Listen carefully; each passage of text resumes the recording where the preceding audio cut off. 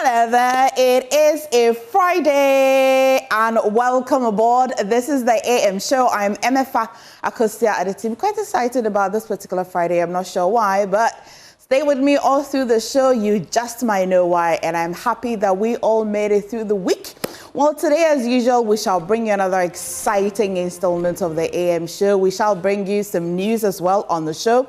We'll bring you some sports update on the show, and we shall review the news like we always do. This morning, we shall be joined by Kwame Nkrumah Botu, General Secretary of CPP, and as well Timothy Awatirim, Deputy CEO, Forestry Commission, and also Kofi Ofosu Nkansa, former CEO, National Entrepreneurship and Innovative Program. And as well, we shall get into the big stories where humanitarian gesture stirs controversy of a constitutional breach on the government's decision to accept the U.S. immigration deportees, with some 40 more to come. Now, some MPP members say they are headed for the courts, as such agreements can only be ratified by Parliament. We take a look at the local and international politics of this U.S. decision. And so, join the conversation with your thoughts via phone when we get to open the phone lines, or better still on our social media handles. You want to stay with us active all through the show. It's the AM show and it's sponsored by Kenoga Company Limited and Syntex Tank. Please stay for some news update.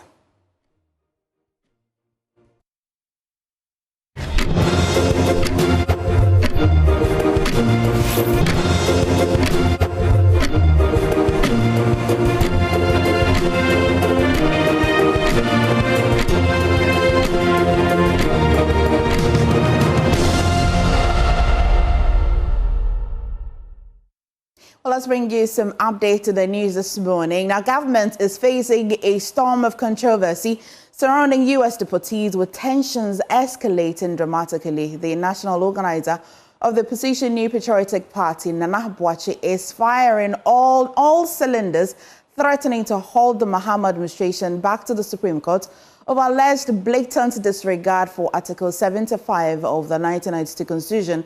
Nana Boakye accuses the government of repeating the constitutional violation that led to the landmark Guantanamo II case, where the Supreme Court ruled against the administration for accepting Guantanamo Bay detainees without parliamentary approval. In a strongly worded statement, Nana Boakye accused President Mahama, the Attorney General and Foreign Minister Okujeto Ablakwa of showing recklessness disregard for both parliamentary and Supreme Court decisions. Now, I'll take you to that statement this morning, which was posted on his Facebook. He said, in 2016, myself and Madam Margaret Bamfo, with Honorable Nana Ejeba for Iwa as our lawyer, were the plaintiffs in the Supreme Court case of Margaret Bamfo and Henry Nana Boakye versus the Attorney General. And that writ was in 2016, as we have said. It continues to say the action challenged the legality of President Mahama entering into an agreement with the USA to receive two former detainees of Guantanamo Bay into the Republic of Ghana without parliamentary approval under Article 75 of the 1992 Constitution. Now, the Supreme Court declared the action of the then Mahama administration as unconstitutional and illegal. Says, I will therefore be heading back to the Supreme Court to seek an enforcement of Article 75 of the Constitution in order to abate the ongoing assault on the Constitution by the executive. I have instructed my lawyers, Nana Ejeba for Ewa and Lenin Anani Ejay, to commence the process. This flagrant disregard of our Constitution and the Supreme Court must not be allowed to fester. And the language of Article 75 is perfectly clear. The article forms part of the set provisions governing the role of the executive arm of government in Ghana's international relations. The scope of the article deals with treaties in general, and the body of the text makes reference to treaties, agreements, and conventions. And that will be the post that you may have cited, or we're just telling you about the national organizer of the NPP. But away from that, air pollution is a silent assassin in Ghana, silently shaving off almost a year from every citizen's life. Shockingly, new data reveals it's now among the top 6 killers in the country, a grim statistic that demands urgent attention. The Air Quality Life Index paints a dire picture. Ghana's air pollution, or Ghana's air quality, is more than double the World Health Organization's safe limit, putting millions at a risk of succumbing to deadly diseases like asthma, lung cancer, heart diseases, and strokes. Clean Air Beat reporter Michael Ashale has more in this report. Air pollution is silently cutting life short in Ghana. A global report, Air Quality Life Index from the Energy Policy Institute at the University of Chicago says the country's dirty air now ranks among the top killers, stealing nearly a year of life from every Ghanaian. The WHO guideline for safe air is just 5 micrograms per meter cube. Ghana is at 12.5, more than double the WHO safe limit. Experts warn this puts millions at risk of heart disease, strokes, and cancer. Tanushri Ganguly is the director of the Air Quality Life Index program at EPIC. What we are seeing in terms of impacts on life expectancy are derived through satellite estimates. And these satellite estimates also rely on what data is available through ground monitoring data. So without ground monitoring data, we also are a little uncertain about how close we are to the actual kind of pollution levels that people are breathing in this part of the world. So it's highly likely that I'm saying that, people in Ghana are losing 9.6 months of their life expectancy because of air pollution, but the true burden of pollution could be much higher, and that would only become visible if more data is generated for the region. Yes, so OT and Ashanti region are where we are seeing the most highest impact of air pollution. So people are losing about 1 year of their life expectancy in this region. And one thing that really caught my eye was that particularly in the Ashanti region, between 1998 and 2023, so in this sort of period of 26 years, pollution has increased by almost 20%. So, which is a significant sort of concern that needs to be paid attention to because it seems to be also following an increasing trend. Air pollution is now counted among Ghana's top 6 killers. It shortens more lives than unsafe water, alcohol, road crashes, and even tobacco. Only malnutrition, malaria, HIV/AIDS, and unsafe sex are higher. Across West Africa, Nigeria records the biggest impact, while Togo also sits above Ghana in life years lost to air pollution. Ghana has just passed its first ever national air quality standard, but experts say standards mean nothing without enforcement. Many countries around the world focus on generating data, but then don't know what to do with it, right? So the first piece is to actively integrate data into decision making. What are you doing with that data becomes very, very important. The second is follow the science on where pollution is coming from. There are source attribution studies which are being conducted, and these studies, they generate wealth of information on which are the most polluting causes of pollution in a region. These studies need to form the foundation for any policy response to action. So the second is following the science on where pollution is coming from. And the third is, of course, it's great that the Parliament in Ghana has already introduced the air quality management regulation. The focus now should be on ensuring that the provisions in that law are robustly enforced. The message is clear. Cleaning up the air could give Ghanaians back nearly a year of life. But it will take political will and real investment to stop pollution from silently stealing Ghana's future. For Joy News, Michael Ashale. This story was a collaboration with New Narratives. Funding was provided by the Clean Air Fund, which had no say in the story's content. While still in the news, climate change continues to devastate communities across Africa and Asia, but a new approach known as locally led adaptation is proving that sustainable solutions are best driven by the people who live with the crisis daily. The Climate and Development Knowledge Network has been assessing the impact of this strategy with some of its partners. MFA Atiamwa Eli reports. Scorching heat, rising seas, failed crops, and recurring floods. These are the realities many communities face daily. For years, climate experts have prescribed solutions from afar, But how sustainable have these truly been? That question brought together over 45 participants from across Africa and Asia to Kenya. Hosted by the Climate and Development Knowledge Network, they reflected on how communities themselves are shaping change through locally led adaptation. From modern sanitation projects in Bangladesh, forest conservation in Cameroon and Benin, to science-based climate education in Ghana, participants discussed innovative solutions built with local ownership. But perhaps the strongest evidence was in Machakos County, Kenya. Faced with erratic rainfall, residents built a stone barrier across a river, creating a reservoir that now provides irrigation for more than 5,000 people.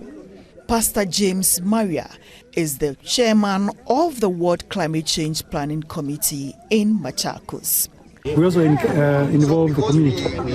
For example, in a particular area, we might go in the particular area, see the area, and maybe call the community. What would you want us to do for you from this area? Then they will say it. Then we write a proposal, particularly on what the community is interested in. So that it is accepted. Yes. Because if you bring something they don't know or they don't accept, it will be yours. And it won't succeed. For farmers like Jacqueline Kambua, the impact has been life-changing. The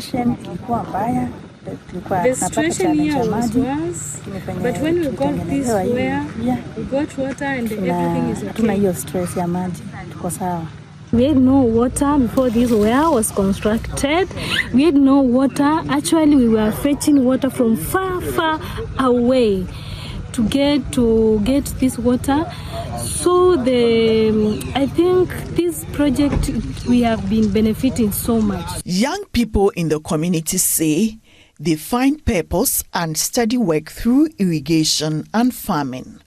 While the Nairobi gathering called for climate financing and stronger partnerships to replicate these success stories, the Climate and Development Knowledge Network hopes communities do not become just recipients of aid, but leaders of adaptation, building resilience from the ground up. Fatima Rajbali is the Africa lead for CDKN. We are thankful to the Governor of Machakos for creating this opportunity for us. It has really enabled us to understand how the communities and the government, the county government, have to work hand in hand to not only co-design a process, but also implement the project, keeping in mind the sustainability of what comes not only whilst there are resources available, but also utilizing the skills, the capacities, and the economic interests of the communities as well. On the whole, participants are convinced that locally led interventions have shown strong potential to guarantee sustainability and deliver life-changing results. They believe such approaches must be leveraged in the global fight against climate change. Amafa Ewenam Atiamwa Eli for Joy News, Machakos County, Kenya. Now, the District Director of Education for Dafiama, Busie Isa Michael Nyaba Ayamdo, has raised alarm over a worrying decline in boys' enrollment at the basic school level as many abandoned classrooms for illegal mining in search for quick fortunes. Now, speaking at Olu during the handing over a renovated classroom block by the WA Cooperative Community Credit Union, he cautioned that if the trend continues unchecked, it could have dire consequences for local communities and the nation's fortunes. Joy News' Upper West Regional Correspondent Rafiq Salam has more in this report. Oloro Mankalek RC Junior High School was opened in 1987. Since its opening, it has never seen any form of renovation. The ripple effect is the partial ripping off of the roof, the cement on the ground floor completely eroded, and windows worn off, thereby making teaching and learning difficult. However, the WA Community Cooperative Credit Union, WACU, through their Enya Farming Group in Olu, has come to rescue the school by renovating the building putting it in the best of shape and replacing blackboards with whiteboards. Dr. Abraham Abemindakura is the supervising manager of WACU. This group is really committed, and they have shown that group coming together, working together, a lot can be achieved.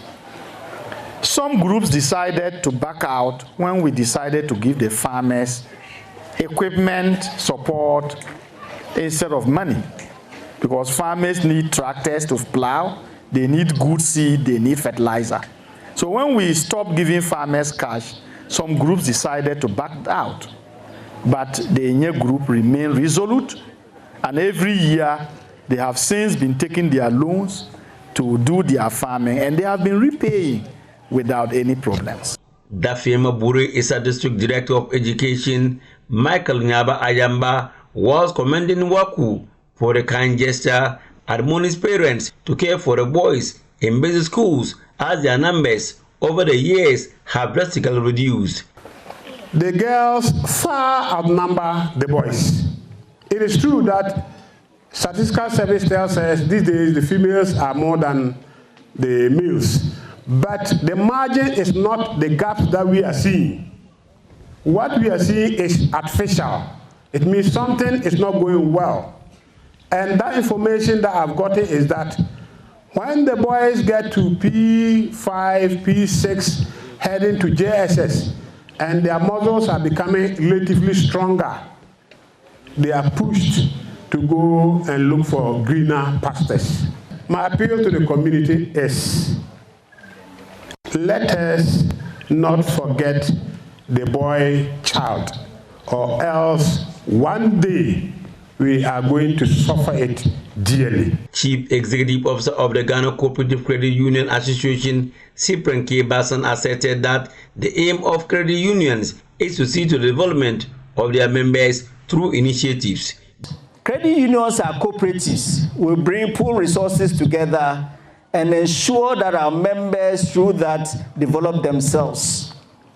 We are a self-help group. We help ourselves.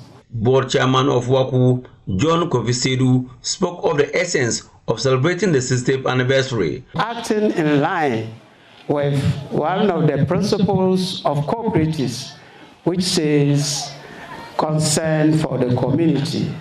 Wherever you operate, you must also show some commitment to the people. WACU, as part of their 60th anniversary celebration, has supported various communities by renovating facilities such as the police station in Durmo, the Ocho Hospital canteen, the ward facilities at the Wanas Palace, and the Ulo RC Junior High School.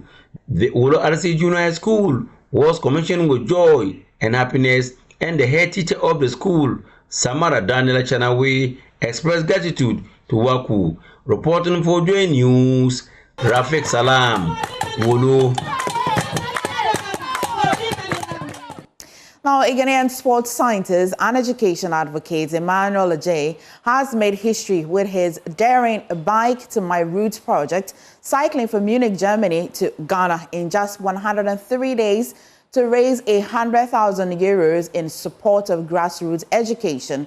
Now, the extraordinary journey in aid of EduSport, a transformative network reshaping rural education in Ghana, symbolizes not just endurance but also hope for underserved communities. Speaking to Joy News during a stop in Elmina, Ajay explained that every pedal on his 103 days ride was fueled by his determination to give children in deprived areas a brighter future.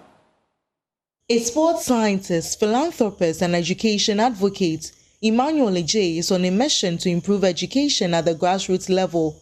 Cycling across 15 countries for his history-making project, Bike to My Roots, Emmanuel Ajay is seeking to raise 100,000 euros to support the activities of EduSport, a growing grassroots movement that is redefining education across rural Ghana. He tells details about the Bike to My Roots project and his partnership with EduSport. So the partnership with EduSport was easy to forge. Cycling is a very important tool, especially in Europe, to raise awareness and funds for a lot of things. So you can use it to raise funds for people with certain kind of diseases that are difficult to treat. So you can also use it ecological purposes. So I knew of this benefit, and I said, okay, I enjoy cycling so much. I'm a sports scientist. It's what I do every single year. So how about I use it, channel that power that it's got, right, into mobilizing funds, awareness, to help developmental projects in my community, in my country, through education and empowerment. So I decided, okay, I'm going to cycle from Germany, this time all the way back to my route. So I called the project Bike to My Route. Well, the target was to raise 100,000 euros because I don't want to dream small. I want to dream big. And I knew the potential of this project was just so great, and I didn't want to put it in a small bottle. So far, we are hitting close to 20,000 euros.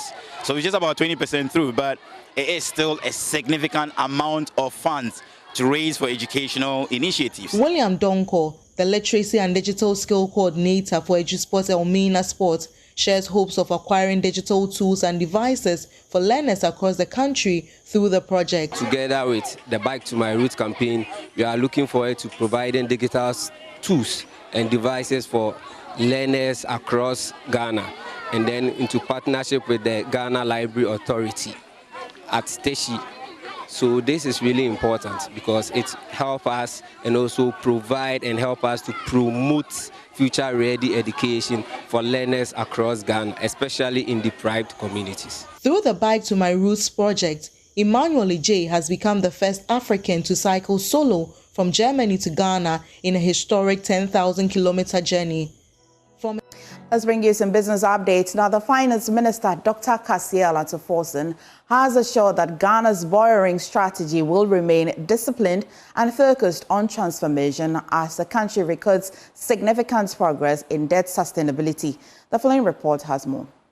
The Finance Minister made this known during a meeting with the President of the Arab Bank for Economic Development in Africa, Ablakwa Al-Musaibi, in Accra. Dr. Forsen stressed that new borrowing will be directed strictly towards projects with lasting economic and social impact rather than consumption. Ghana's total public debt declined from 763.8 billion Ghana cedis, which is 64.9% of GDP, in July 2024 to 628.8 billion Ghana cedis, which is 44.9% of GDP, in July 2025, according to data from the Bank of Ghana. Highlighting infrastructure as a key priority, the minister pointed to the planned Accra-Kumasi motorway project, explaining that feasibility studies are underway and the road is expected to be completed within 2.5 years. On his part, Badia President Al-Musaibi commended the minister's focus on sustainability and transformation and pledged the bank's readiness to support the large-scale project of such economic importance. Also in Business Update this morning, the Management Development and Productivity Institute has intensified its stakeholder engagement efforts as part of a renewed drive to boost productivity and support Ghana's national development agenda.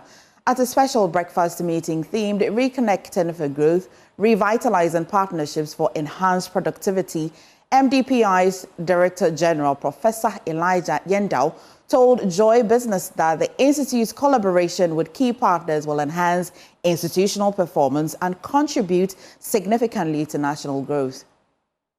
I think today we organize a breakfast meeting with various human resource managers of Ghanaian organizations, ranging from Bank of Ghana.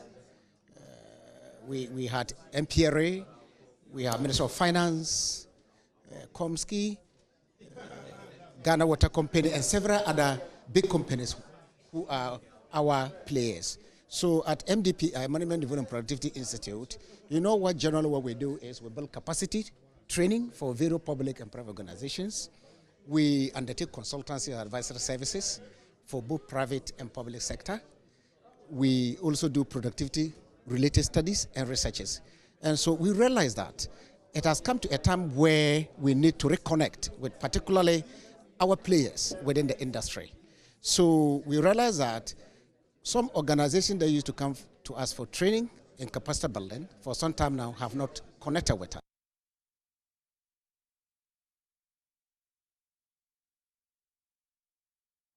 Well, this is how we wrap the news, but quickly we'll leave you with how the market and the currency are doing on the markets.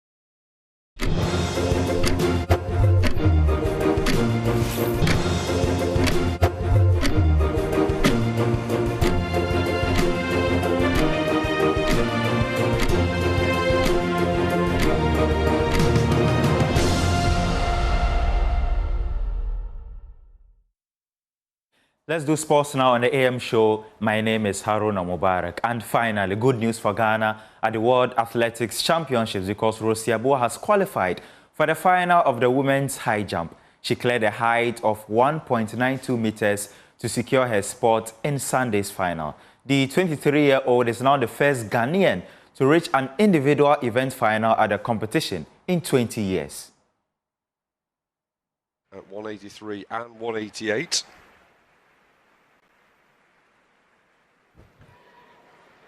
Clears 192. Very comfortably indeed.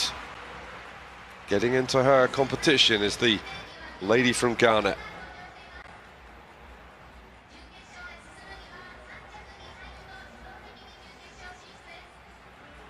Just 23 years old. Rosie Abua. It feels so good. Being qualifying for this big stage is a huge achievement, and I'm proud of myself. I'm proud of my coach. I'm proud of my supporters as well. And then all I wanted was to, qualify for the finals, and then I'll take it from there. And tell me about what's the build-up been like? The NCAA, you finished second as usual. Last year you were champion. You went to the Olympics. It didn't work out too well for you. You didn't make the final. But coming here, what was the motivation, the thinking, the mentality for you? I really wanted to make the finals because this season I've been going through a lot after the Olympics. What happened? I've been going through a lot, and then it's almost affected my performance during our collegiate season, but with the help of my coaches and my trainers, I was able to overcome it. And then since my NCAA, I've never had any competition till today, and I'm even proud of myself that I even make it, because it's not easy to be training and then with no competition. So I'm glad I made it. Now, to football, Ghana's under-20 female team, the Black Princesses, wrapped up preparations in Accra earlier this week ahead of their first involvement in the World Cup qualifiers. They faced Tunisia on Saturday. Lawrence Beidou was at their final training session and has the rest of the story. After skipping the first round of the qualifying phase due to a bye, the Black Princesses will now feature in the second round of the U20 Women's World Cup qualifiers. Ghana faces Tunisia in this stage of the campaign, with hopes of securing a place in the next round of the qualification process. Head coach Charles Sampson says the team has made significant progress in their preparations. We've been preparing this team since January, so of course, where we are today, I would say we are very prepared. We anticipate different scenarios. We are preparing the girls to be mentally strong. We're going to play in their home grounds first. Of course, they may come and intimidate us in different ways. We are expecting a physical game, a more running game from a Tunisia side. So we're thinking of different ways of how we can handle it. For the players, they understand the task ahead and are ready to give their all when they take to the pitch in Tunisia for the first leg. Yeah, the match is tough, very tough. And we only have a fight with the 3 points, not the opponent. So we are much prepared to get the 3 points. That's all we need. It would be very important because it would give us the confidence and motivation to want to push, train harder when it comes to the World Cup. So this win would really mean a lot, not only for the country, but for the girls and I to have more confidence in ourselves as we play. Ahead of the game on Saturday, the team is calling on Ghanaians to rally behind them. I would say they should rally behind us, believe in the team. We need their support in this journey. We are prepared and we are going out to do our best to be able to come home with a good. We need their support, and we'll be hoping to give them the glory, and we are hoping to win for them. So we need their support. The quest for an 8th successive World Cup appearance for the Black Princesses is not far-fetched. As you can see behind me, the team is going through their final preparations in Ghana before jetting off to Tunisia, where they will face the North African side in the second phase of the qualification process ahead of that tournament, which will be staged in Poland. If they should go past that game against Tunisia, 2 more hurdles for Coach Charles Sampson's side before they take to that tournament, if they are successful. But for now, the team is going through their final phase and hopefully jet off to Tunisia for that encounter. From the University of Ghana, Lawrence Baidu for Joy Sports. Now, Ghana Premier League champions BBN Gold Stars are hoping to cause an upset on Saturday as they face Algerian giants JS Kabylie in the first leg of the CAF Champions League preliminary round. My colleague Abdul Karim has more in this report. For the 3rd straight season, a debutant will carry Ghana's hopes in the CAF Champions League. Midiama set the tone 2 years ago by ending an 11-year wait for a Ghanaian club in the group stage. But Samatex faltered last season, exiting in the 2nd preliminary round at the hands of Morocco's Raja Casablanca. Now it's BBN Gold Stars' turn, and their baptism on the continent could not be tougher. They face Morocco's record 14-time champions and 2-time CAF Champions League winners, JS Kabylie, in the first preliminary round. Gold Stars coach Frimpong Manso acknowledges their opponent's pedigree, but believes his side can cause an upset. Oh, no, to some extent, when you are very experienced, I think you know how to go about the game. You know the quality of players you have. But for us, yes, we are going to make it for the first time. So you should be able to do better to be able to get to where they are. Although we need they are a very, very strong side. But then it's not going to scare us. We are going to make sure we also get a very good result in the Saturday's game. The Ghanaian champions began pre-season in mid-July, playing more than 12 friendlies, including a Galka Top 4 triumph, and already have 2 competitive games under their belt. Coach Manso and Captain Yakubu Haq insists the squad is primed for the challenge. We had our first game in the GPL last week. Yeah, we won against Bichim, and that has set the tone for us to play JSK on Saturday. I think we are set. Yes, now we've also psyched the boys, and then I think they need to understand certain things in the competition. I think we've done enough. Because as to where we've reached now, I can confidently say we've done enough, which we know we can do better in the games ahead. Yeah. Stage fright and inferiority complex have undone many Ghanaian sides in Africa. For Manso, confidence and self-belief will be decisive if Gold Stars are to topple the Algerian giants. Yeah, we need to have confidence in ourselves. That is one. Sometimes we may have a good team, but if they don't believe in themselves, if they don't believe in their ability, they cannot move forward. So this time around, we need to make sure they understand all these things. We have to let them know that where they are going is not for young guys. Once you've been able to get to that place, it means we are also a very good side. Though technically at home, Gold Stars, who host the game at the Accra Sports Stadium as their favorite dance park, doesn't meet CAF standards. They are urging fans to fill the stands on Saturday to create an intimidating atmosphere. We are playing Accra. It's not our home grounds. And so what we will appeal for is for all Ghanaians, those who can come to the stadium, to give us the support. You cannot say if you win 4-0, you are okay. No, sometimes it depends on what you do in the second leg. You can score 6, but you can still lose the return encounter. So it depends on what you do in the second round. So it doesn't matter. Sometimes you have to win too big to be able to save, to be able to be on the safer side. But for me, I think we want a respectable scoreline. Gold Stars opened their Ghana Premier League title defense with a 2-1 victory over Bichim United, while Kabylie are winless in their opening 3 league games.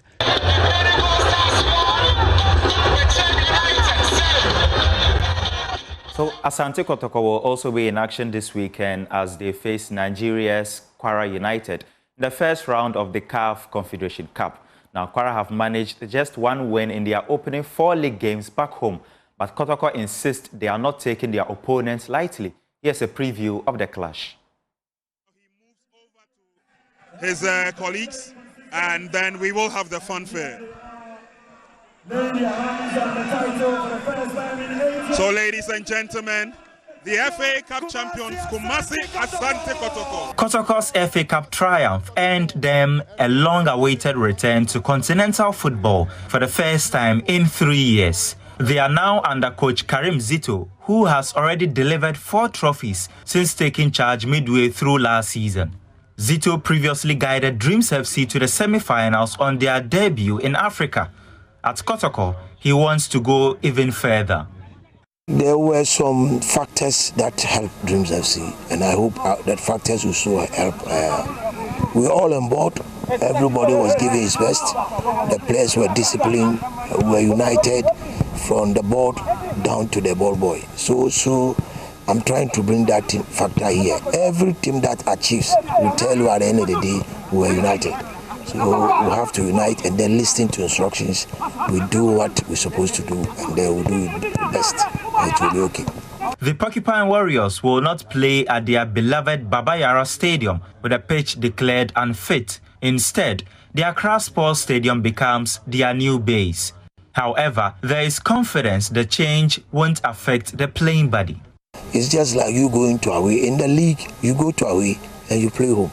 So we've taken that, we go to away. And we still go. We won Dance Park. Dance Park is not Kumasi. So it's just like the Africa. It is your mentality. It's your mentality. So you go there, you play well. It is better, I know, when you play in front of your mass supporters, is fine and good. But this is the situation here demands we should live here. There are rules and regulations governing the competition. So we had no other option than to settle on our second choice. However, you will agree with me that Accra is also one of the strongholds of Kotoko. In fact, Kotoko has a nationalistic character. Everywhere you go, we have our supporters there. If only they decide to fill the Accra Sports Stadium, notwithstanding the fact that we have moved from our favorite Baba Yara. Considering our numbers in Accra, we should be able to fill the stadium up to capacity. Kotoko face Kwara United on Sunday at 3 p.m. The Nigerian side may have struggled domestically with just 5 points from 4 games, but Kotoko insists they cannot be underestimated. The technical team and the playing body are very much aware of the trends in modern day football. In fact, we are very mindful of the fact that in recent years, Kotoko have been eliminated by clubs which have been touted as less fancied, to our surprise. And it's not been once, about 4 times. Talk of Kara, talk of BYT of Liberia, Bejaya, and quite recently, Kadiogo of Burkina Faso. So being guided by those terrible experiences, we are not taking things lightly at all. And so the journey begins on Sunday as Kotoko chase continental glory once again.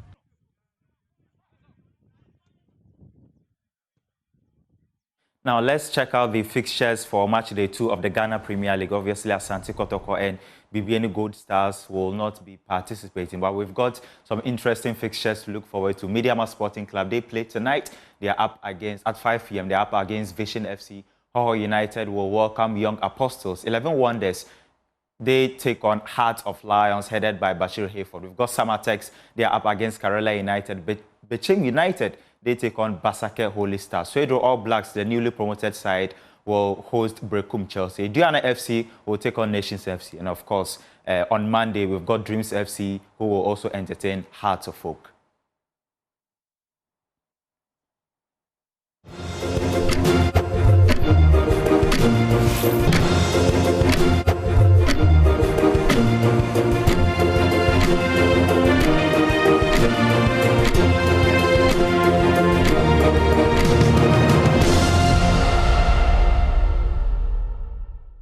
Welcome back on the show. This is the AM show, and it's sponsored by Kenoga Company Limited and Syntex Tank. Well, let's talk about water tanks, Ghana, if I have your attention. Do you know the secret to real water storage? It's simple. If your tank doesn't have the tortoise on it, then it is not the correct tank. That's right, the tortoise tank, Syntex tank, is the champion of all water tanks. Why? Because it's strong and durable and built to handle all Ghanaian weather, whether rain or shine. The Syntex tank has your back. So my people, go outside, check your tank, and if it doesn't have a tortoise on it, it's time to upgrade. Join the Syntex tank family today and enjoy water storage that's tough like a tortoise. You can call them on 0244 335 168 to buy now, or you can as well find one of the 400 agents nationwide. You can as well, if you're quite a sophisticated shopper, shop online, syntexgh.com. Syntex tank, a strong, a tough. Let's review the news now.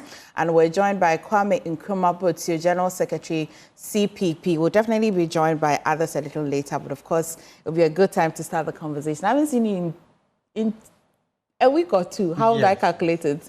In almost 2 weeks. Have you been? I'm okay. Yeah, okay. Yes. You look nice in a fugu. Thank you. Yeah, very. You look pretty in pink as well. Oh, thank you. Who made your outfit? Oh, my little sister made it for me. Wow. Yes, Very nice. yes. Thank you so much. Okay, so this week, a lot has been happening, but top of it this morning definitely is the fact that the NPP says that they're headed to court. Supreme Court, especially because of a memorandum of understanding, which the foreign minister likes to describe it, and says that it's not an agreement. The NPP thinks that that process can amount to an agreement and should be ratified in Parliament. Yeah. We'll talk about it later. But as well today, the Daily Graphic this morning reports that 483,800 students placed in secondary school self-placement portal activated. Yesterday, we reported on a few challenges, but that's the update. And as well, Royal Burial, Asante Hima Nana Konedu Yadom, interned at Breman Mausoleum. The story is on the Daily Graphic this morning. And I'll do the Ghanaian Publisher this morning. Tokono drags Mahama to court over removal from the Supreme Court bench. We shall as well get into that. And Tewu declares indefinite strike as well. And the Daily Guide as well is reporting on how yesterday was quite a glamorous one. The Dotiye, Asante Hema goes home, Mahama and some big shots as well mourn with Otumfo. The story of how Tokono is suing government over removal as Supreme Court judge as well is here. And then British, 2 Ghanaians arrested at Kotoka International with 38 kilograms suspected cannabis as well. The news center as well reporting nearly all the other stories that everybody has been reporting. But let's start. I will take how your week has been. What's on your mind? There's other things that didn't make it to the news. Of course, you may have heard that the NDC's chairman is on a thank you tour. Yes.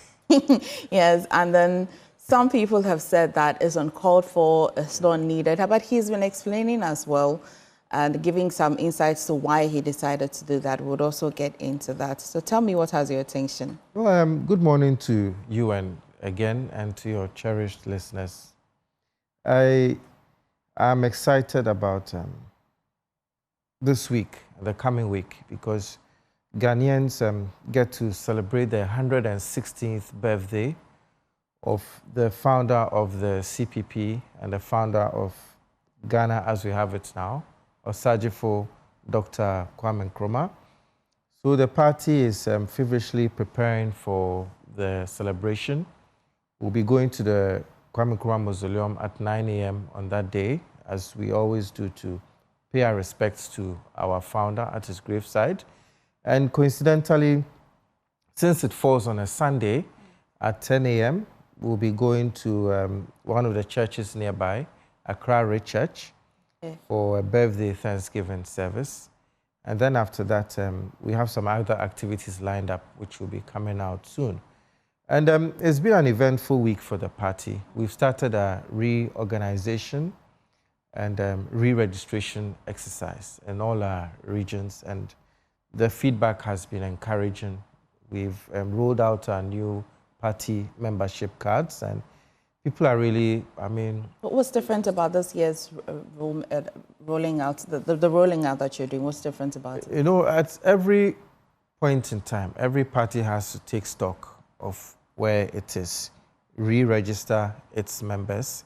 And admittedly, even though in the 2024 election, we did better than the 2020 election, it was still not what the CPP is known for. So we need to do some introspection. We need to engage the base and the grassroots again. So this re-registration exercise is to call all our supporters home, come and acquire the new party cards. Let's re-register you, because some have had their status changed. Some of our student members are now working.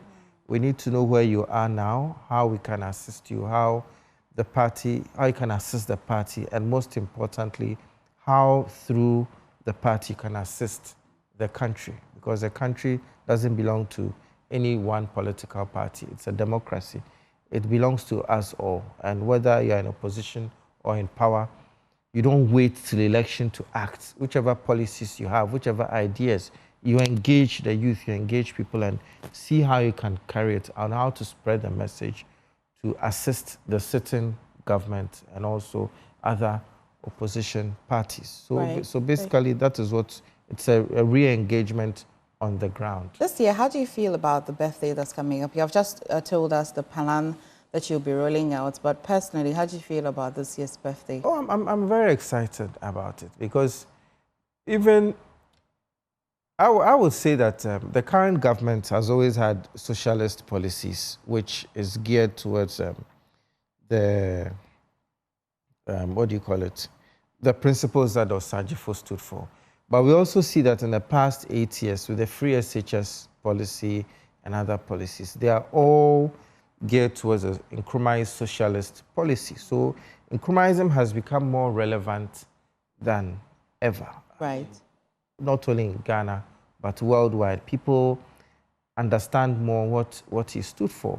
So I'm very excited about this year's celebration, and we've heard of other bodies also coming up with activities to mark it this year, not only in the CPP, but other parties also marking it. Because Osajifo, even though he founded the CPP, he belongs to all Ghanaians. Absolutely. He doesn't belong to only the CPP, and we are happy others are also celebrating him, and we are very encouraged. I'm happy to hear this. Yes, did you follow the dossier of the Asante Hima? I did. The climax yesterday? I did. I followed a bit. Okay. I followed a bit of it because on my maternal side, I do have some roots in Ashanti, even though unfortunately I didn't grow up there. So I'm not too familiar, but I did follow it. I mean, the culture was, the display, everything was beautiful. Do you agree with the social media commentary that some of the things that we saw there are quite outmoded and they're quite primitive, and so we should move away from that? Do you agree with that assertion? I would have to remind myself every time I watched it yesterday that it's a funeral, it's not a party, because it was really glamorous. Yes. It was. But what do you say to people who think that some of the things are quite outmoded? I don't think. You don't think so? I don't think it's outmoded. You know, I don't think it's out. You know, we have to understand that as much as culture is not static and dynamic, as much as possible, we shouldn't depart from what our forefathers handed down to us, as long as it is not harmful as it is now. Because people are saying out, but when the Queen of England died, I think there was at a point they had to bring this cement block or the cathedral. Yes. I didn't find many people talking about it. Yes. In fact, people were shocked some of the things that they saw. Wow, this happens in England. Yeah. Yes, we may not understand these things, but they all have their significance. We shouldn't lose touch with our history. Okay, let's get to the NDC. Yes. So the chairman of the NDC is on a thank you tour. How do you feel about it? You know, gratitude is a very good thing.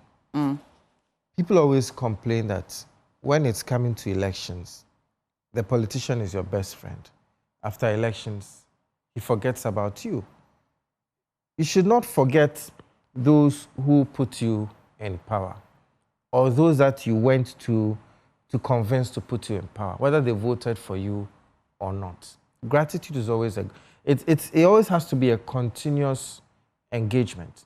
Of course, we have heard rumors that Honorable Asiedu Nketia may be eyeing the flag bearership of the NDC. And I suppose people are reading meaning into it, but I think that he's a chairman, he's still the chairman of the party. I know that His Excellency John Dramani Mahama has also been on a sort of thank you tour. Yes. The NPP also had their thank you tour. So if the chairman of the party, which won overwhelmingly, of course, we the CPP wish we had had that victory, but we didn't. He won overwhelmingly, and he has to go around and thank Ghanaians. I don't think it's a... So Ras Mubarak thinks that it's quite a novel situation because, I mean, in the history of their political party, it will not be the chairman, it will be the elected president or maybe the vice president or maybe a parliamentary candidate who won their seat that would go back to say thank you. And so what the chairman is doing is quite odd. Well, I agree that it's novel. Yes, it is novel. But you know, just like culture, politics is dynamic. It's not static. It evolves. It evolves with the times, and it's about engagement.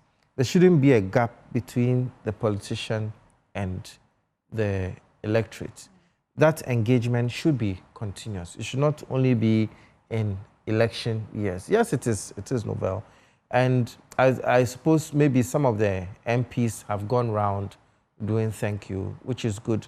His Excellency has gone round doing a thank you tour. But His Excellency got into power on the back of the party. The NDC constitution probably gives the sitting president, of course, he is the sitting president, so he's very powerful now. And I know that the party constitutions differ from party to party. In some parties, the flag bearer becomes the leader of the party until another flag bearer is elected. Yeah. I'm not completely familiar with, even though I've read the NPP constitution before, I don't know it back to back. But I believe that in their circumstance, the flag bearer has a lot of power until the next election. I think in the NDC too, it's more or less, once you're elected flag bearer, you become the leader until the election. But the election is over now. So I suppose the leadership of the party has reverted back to Honorable Asiedu Nketia. Yeah, I like to think so too. Exactly. So it's in his right to go on a thank you tour. Now that the dust has settled, it would have been unusual if he had gone for the thank you tour before His Excellency did his thank you tour, because His Excellency is the president, so he has to give him that respect. But I think continuous engagement of in politics is necessary. If people didn't think that he was eyeing the position, or he was eyeing the party's flag bearership candidacy, would it be a problem? Would it be a problem? I understand why people may feel that he's having an unfair advantage, because there are also quite a lot of competent people in the NDC who are also eyeing the flag bearership position, who are also subtly doing their own campaign. But that is how campaign should be. It should be about engagement with the people, sharing of ideas, getting to know their problems. Because if you, what you call, sit on your haunches now, and then it's election time, that is when you are tempted to go and buy hair dryer and microwave and fridges and engage with the people now. Convince them now. There are other people within the NDC who are also doing that subtly. And I think it's in his right. Politics should be a matter of joy and not a matter of exchange of funds or anything to induce people to vote. Yesterday in the Eastern region, something caught my attention. I mean, after he announced it yesterday, he started, or at least the activities he's been undertaking as of yesterday seems to suggest that that's a thank you tour he has started. Now, he said that before the elections, President Mahama was in charge of soliciting for votes for the presidential side.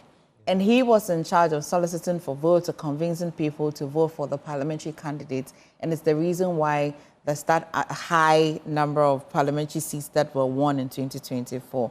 So he seems to be taking the credits for the NDC winning that number of seats in Parliament. And that's why he's going on a thank you tour, particularly because he was in charge of the parliamentary campaign.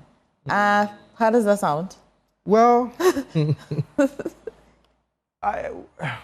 it does sound a bit odd, but being a politician myself, within the parties, there are times when you assign roles, and of course, it is the reality that a lot of the campaign, the presidential campaign, falls on the head of the one who's been elected flag bearer. The party will assist you, but the buck stops with you in a way.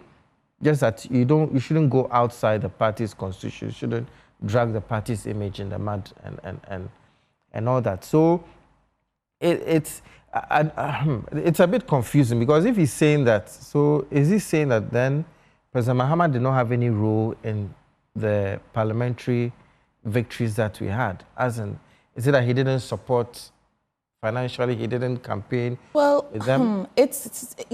While he didn't say that straight away, it's quite odd again, because last year when we were our reporters were with each of the parties whilst they were on campaign.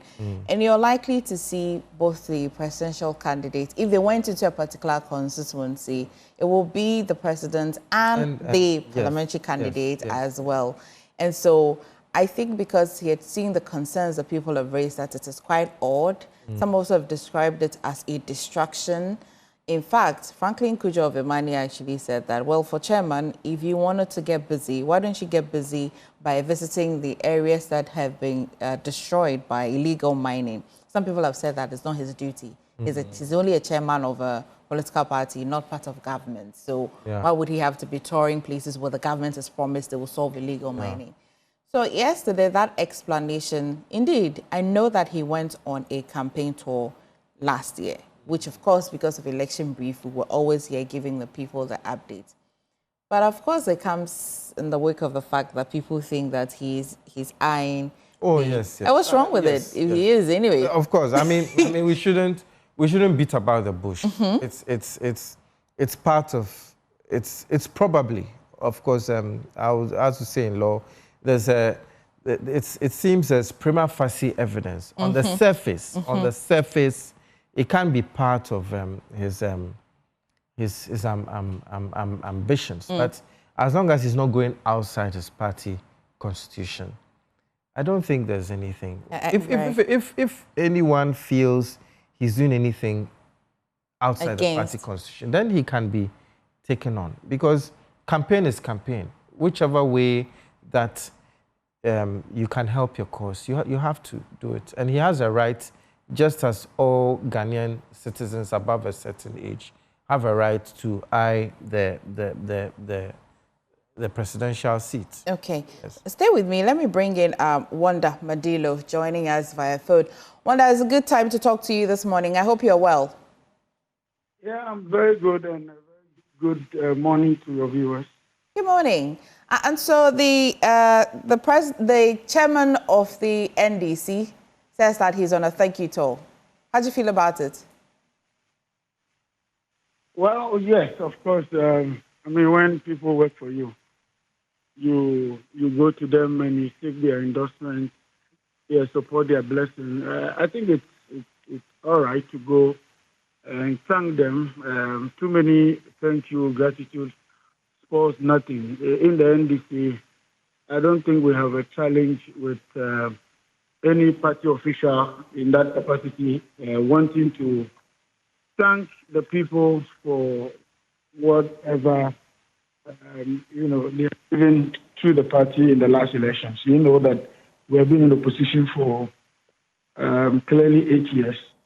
It's been difficult years in opposition. And so I do not think, in my honest opinion, that change is a challenge for our party. While gratitude definitely is a must, especially in our settings here in Ghana, our culture, society, of course, we accept gratitude. Does it look odd to you? Is this something that has been happening in the history of the NDC winning election? Yeah, well, I mean, you remember we have always had to thank the people anytime there's an elections, or even when we finish our programs of the party, from organization, from branch to constituency, region, national. There's always been that opportunity to thank the people. I remember under Rawlings we did it, under President Mills we did it, under President John Dramani Mahama first time we did it. And it was the chairman of the party? Come again? And it was the chairman of the party?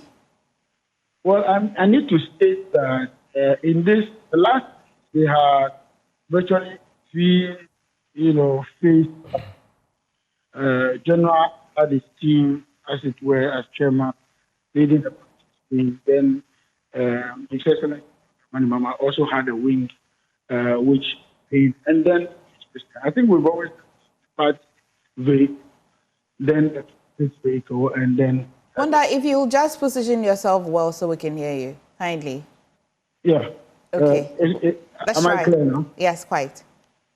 Yeah, so I'm saying that we have always had that synergy in the past, where the candidate always has a vehicle in which they campaign. In other words, they have a team.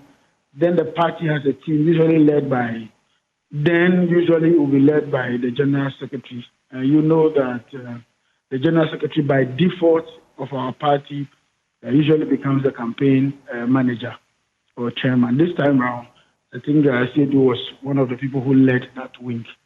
So I'm not too bothered about going to thank the people. We have heard people put a lot of spin on it.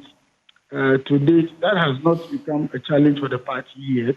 I don't know if it will, but in this circumstance, we would accept whatever it is, as long as it serves the interest of the party. I do not think that there is any contest up for grab at this point, and so we will treat it as honest as possible, as just a thank you to that tends to speak to the grassroots of our party. Well, how do you feel about Ras Mubarak's comment? And if you haven't seen it, I'll just read it to you. It says that thank you tours are led by candidates, presidential or parliamentary candidates if it's a constituency tour. It says that who lead a party into an election in partnership with party executives. Never throughout NDC's history has a national chairman, after an NDC's victory, decided he is going on a thank you tour, aside what the flag bearer in collaboration with the party has done or is doing. This is dangerous precedent and unnecessary distraction to the government. Nobody must be allowed to hide under a thank you tour to advance their premature presidential ambitions. It is intolerable and the chairman must be blatantly told so. How do you feel about it? Well, of course, Ras Mubarak being a member of the party, I should be concerned by his views. And we are all going to be concerned if this is true. However, I think that we're trying far ahead of the curve. When people decide to thank you, we won't believe that it is done, the genuineness and the honesty that it should come with. And so once General hasn't indicated to anybody that he wants to contend or contest for anything, we will treat it as such. I am very excited that at the end of the day, my party is very tolerant of other people's views and all that. And so we will not cry more than is necessary at this point. If it becomes a challenge tomorrow and the party feels or the government feels that his position in doing what he's doing is at variance with the interests of the government, I am pretty sure that a statement will be issued, the media will be briefed about it. But in the meantime, I think that we should tread cautious in how some of these issues are interpreted to mean. Thank you can never be enough, as long as it doesn't distract the party. And so, yes, and then I'll call on General's team also now, at this point, by what you're saying, that they should not let the expectations of the naysayers come to pass in the view that he's seeking an agenda or he's seeking to do something, that is in his interest and not in the interest of the government. I sincerely think that he must not go along that route that would destroy the unity, the peace, and the goodwill we enjoy from Ghanaians. I sincerely think that he should be guided by that. Wanda, Yes. English, please. I'm quite confused. Which part? Okay, would you be surprised if General declares his intention officially? Would you be surprised? Yes, I'll be surprised. Certainly, I'll be surprised. Why? Because, like I told you, there's no contest. We have a long way to go for presidential primaries, as it were, being circulated. We have to do our branch organization, what the MPP will call police stations. We have to go for constituency. We have to go for region. We have to go for national. Then the National Executive Committee comes up with the calendar for the presidential, after which for parliament and primaries, and then the meeting. So I know it's long and it may be too early in the day to start it minimum, because the current delegate was it will change just for the rest to know that new elections when we have power, the delegate, calendar, the delegate list, what we call it, will change about 65% of the people on it. Wanda, again, you kindly reposition for us. Okay. Okay, let's try again. Yeah. So you will be surprised and you'd be concerned, but would you also be surprised if he waits and then you go through the process, because you're just walking us through the process? If he waits and he goes through the process and he declares, because my question really was not about the timing. My question is whether now or later, if he declares his intention, would you be surprised? Sure, I should be surprised. Whether he goes through the process or he waits for the party to announce the timelines and all of that, you still be surprised. Why though? I will be surprised because if this whole tour is just targeted at a certain interest, then your predictions have come to pass. And so that should make me concerned and surprised. As long as that is within the confines of our manifesto, our constitution as a party, and it does not offend the sensibilities of Ghanaians as well as members of the party, we are good. We're good and dry, home and dry. If he didn't go on a thank you tour and he still declared his intention, would you be surprised? If he didn't go on the thank you tour, yes, a declaration of interest or intentions is not premised on any of these factors. You see, people should be careful in the name of I want to be flag bearer. The history of our party does not lend just to people who fight for themselves, arrange themselves, be in readiness, pain, and that or whatever to get it. We have all had in our that are being on. Okay, Wanda, we will probably drop the line and call you again and see if this time around will be okay. But I thank you for now for joining us back in the studio. Yeah. I mean, he says that he would be surprised. But why would you be surprised if the chairman of the party... If he declares his intention. Yes. He also said something very important in that regard. He said as long as it's within the confines of the constitution. So their party constitution will guide as to what Honorable Asedun Ketia can do or cannot do. If the party constitution allows him to declare his intention, if that is, if they have opened nominations. You know, some of the party constitutions, nominations have to be open first. And then there has to be also a time for campaigning. That is when you declare your intention to stand as flag bearer of the party. So it has to be within the confines of the constitution. And he also said something very important, that if it also doesn't, what do you call it, affect the sensibilities of of Ghanaians. Yeah. You understand me? So it's a two-pronged thing. Declare your intention to stand as flag bearer of the party, and declare your intention to stand as president of the country, because he doesn't need to stand as president of the country necessarily through the NDC. We have other political actors who have recently declared that they would want to go for the seat, even though it was a bit of a cryptic message, not too direct, to go for the seat in 2028. The NDC has its own dispute, like other party constitution, dispute settlement mechanisms. Yeah.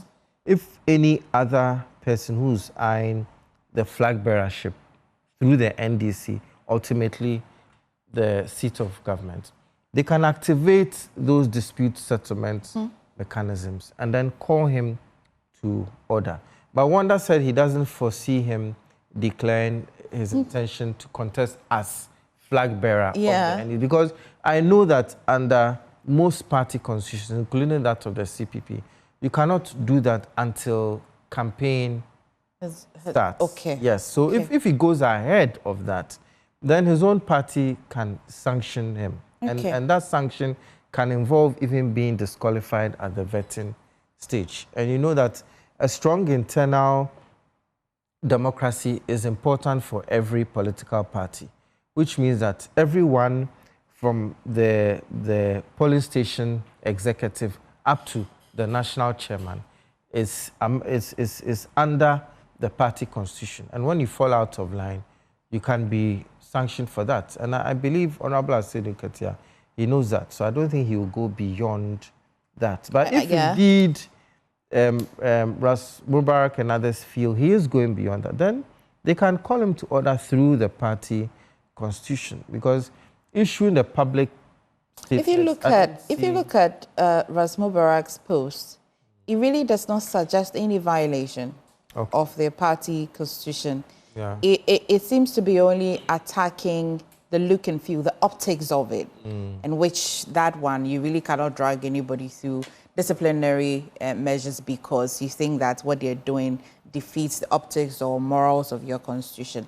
But yesterday, though, Kwame, we had an extensive conversation on the former Chief Justice, Getchuto Kuno, seeking a judicial review at the High Courts. And what she really is arguing is that her removal from the bench, I think the last time as well, when that warrant or when that report is ready, we touched on it slightly as to whether her removal as Chief Justice can amount to her removal from the bench. Now she's headed for a judicial review of that decision. There have been a lot of legal arguments. The former Deputy Attorney General, Afretu Ayeboah, yesterday advanced a particular argument, which I find a bit odd. Says that let's take a trip to Parliament, where the Deputy Speaker of Parliament, usually before you can be a Deputy Speaker, you must be a Member of Parliament anyway. What's your business in Parliament if you're not a Member of Parliament? Whilst you are elected for that position, or you're not elected from your constituency, all of that happens in Parliament. So if you're removed as Deputy Speaker, does it amount to your removal as a Member of Parliament? I found that argument a bit odd, because if you look at the processes of becoming a Member of Parliament, it's entirely different from you becoming a Deputy Speaker. Can we impute this legal analogy into the same process in her bid to seek a judicial review? You know, on the 7th of May 2025, the CPP, together with other political parties, came together and issued a statement that they will support any action that is taken as long as it goes through the correct processes. And under Article 146, and with observing the processes that were adopted, especially with eminent judges on the panel like Justice Puamang and Justice Asiedu,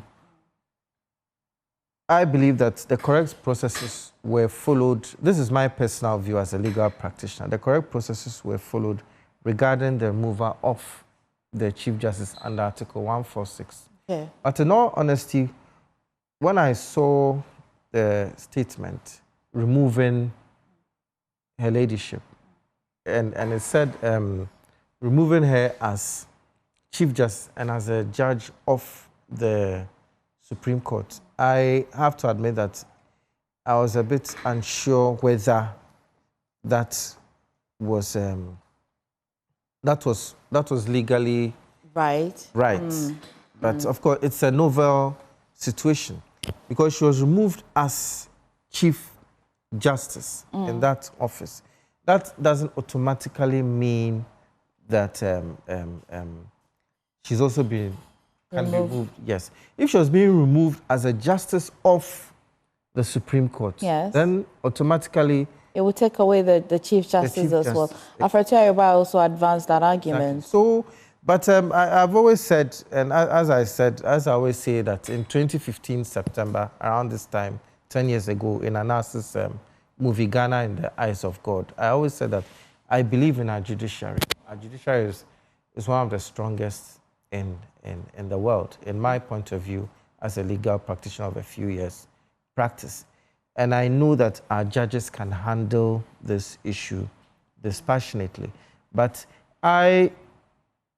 honestly speaking, I will wait for what the court has to say. Because you think this will bring clarity and finality? Yes, it will bring clarity. And I know our judges will explain it very well. I'm just a legal practitioner. I'm not a judge. So I cannot say I have that depth of knowledge that our judges have. So, but the constitutional provision that allows you to remove her as a Chief Justice, are they very different from the one that you'd have to follow to remove her as a Supreme Court judge? Is there any difference? I do not see a much difference in the process. There isn't, but then, you know, when you take somebody to court, you have to make the person aware of the claim that they are facing so that they can defend themselves adequately.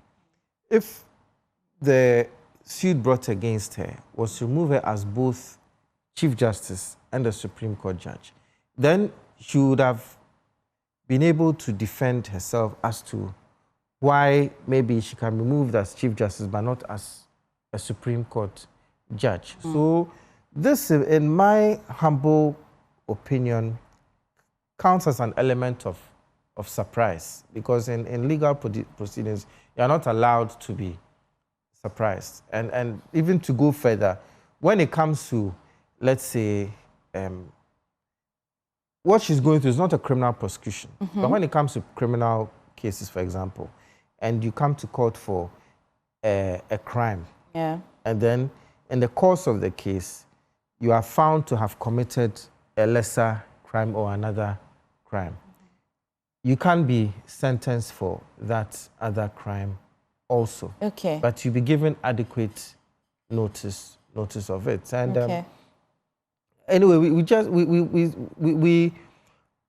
let's see what the judges say. But in my personal opinion, as for law, it never ends. That's why we have what you call continuous legal education. It never ends. But I think that let's see how it comes about. I do not think that the process to remove her as a Chief Justice automatically also removes her as a judge of the court. When I come back to you after introducing Mr. Ofosun Kansa, when I come back to you, let's go back to how a person can become a Supreme Court judge, and as well even a Chief Justice, where, you know, your behavior is looked at, a person of a high moral status or values and all of that. If all of this indirectly has amounted to her removal as a Supreme Court justice, which will mean that after going through the process of removal as Chief Justice, the moment that process ends, that process can be re-triggered again for her removal from the bench. And so I want us to, when we come back, we'll go back to what can nearly amount to that as well. Well, we're joined by Kofi Ofosu Inkansa, former CEO, National Entrepreneurship and Innovative Program. Thank you for joining us this morning. Thank you very much. Thanks for having me. How's your week been? Oh, it's been good. We are monitoring events. The NDC's general chairman's tour and other political events. Let's start with that. Let's start with that. Yeah. We have had some good discussion of that, but I want to hear you on that. Yeah. What does it look for you? Obviously, it comes across as the start of his presidential bid, even though the NDC may not admit that. Because this is the first time in the fourth Republican era that we are having in the chairman of the NDC go on a thank you tour after winning national elections. The thank you tours are usually embarked on by the presidential candidates who later become presidents. And I think President Mahama has done that already. I don't know if the executives of the NDC went with him on that tour. And this has started raising eyebrows already. I've seen NDC members like Ras Mubarak and others criticize the move and see it as a bad precedent being set. Why? Because a lot of people campaigned during the 2024 electioneering period for the NDC. So if all these people who campaigned in various groups, some of whom are cabinet ministers now, board chairs, and serving in many roles now decide to go and thank you to across the country, what will become of the party? It will be very difficult to control, and it will create a bad precedent, which will be, followed by others in future. And I'm not surprised General Sidon Katia is undertaking this thank you tour because the chief of staff, who has been rumored to also be a contender, has also creatively, started certain activities to launch him into the bid. So maybe in General's space too, as a chairman of the party, this is his own innovative way of also creating something for himself to launch his own presidential bid unofficially. Okay, there's a question I want to ask. Is this to say that lately when a person is saying thank you, you have to ask, is something behind it? So there can't be a simple thank you. Not necessarily. It depends on the circumstances of the thank you and the person involved. Really? A simple thank you can't be a thank you anymore. Because, the NDC has a challenge with a candidate for the next election because President Mahama, obviously, because of the constitutional provisions, cannot contest again. He's come out to clarify that. He would have, required a referendum, 75% and all that before he could contest. So he's come out to say that. And if you look at the potential contenders, the names that have come out, the two which stand out are Chief of Staff, Honorable Julius Zebra, and then the chairman, And rumors we are picking is that the other names may give way to these two big wigs, to fight it out. So eyes are on them. If you are a regular constituency chairman and you say you are going on a thank you tour in your constituency, fine. People may not probe it or analyze it or ask questions or read meanings into it. But somebody who has a presidential bid, and you have not denied it, I've watched him on several interviews and he's not been able to, deny that he won't contest. The answer he will give is that in politics, you never say never. Okay. So that means that you can contest, So it's going to be interesting.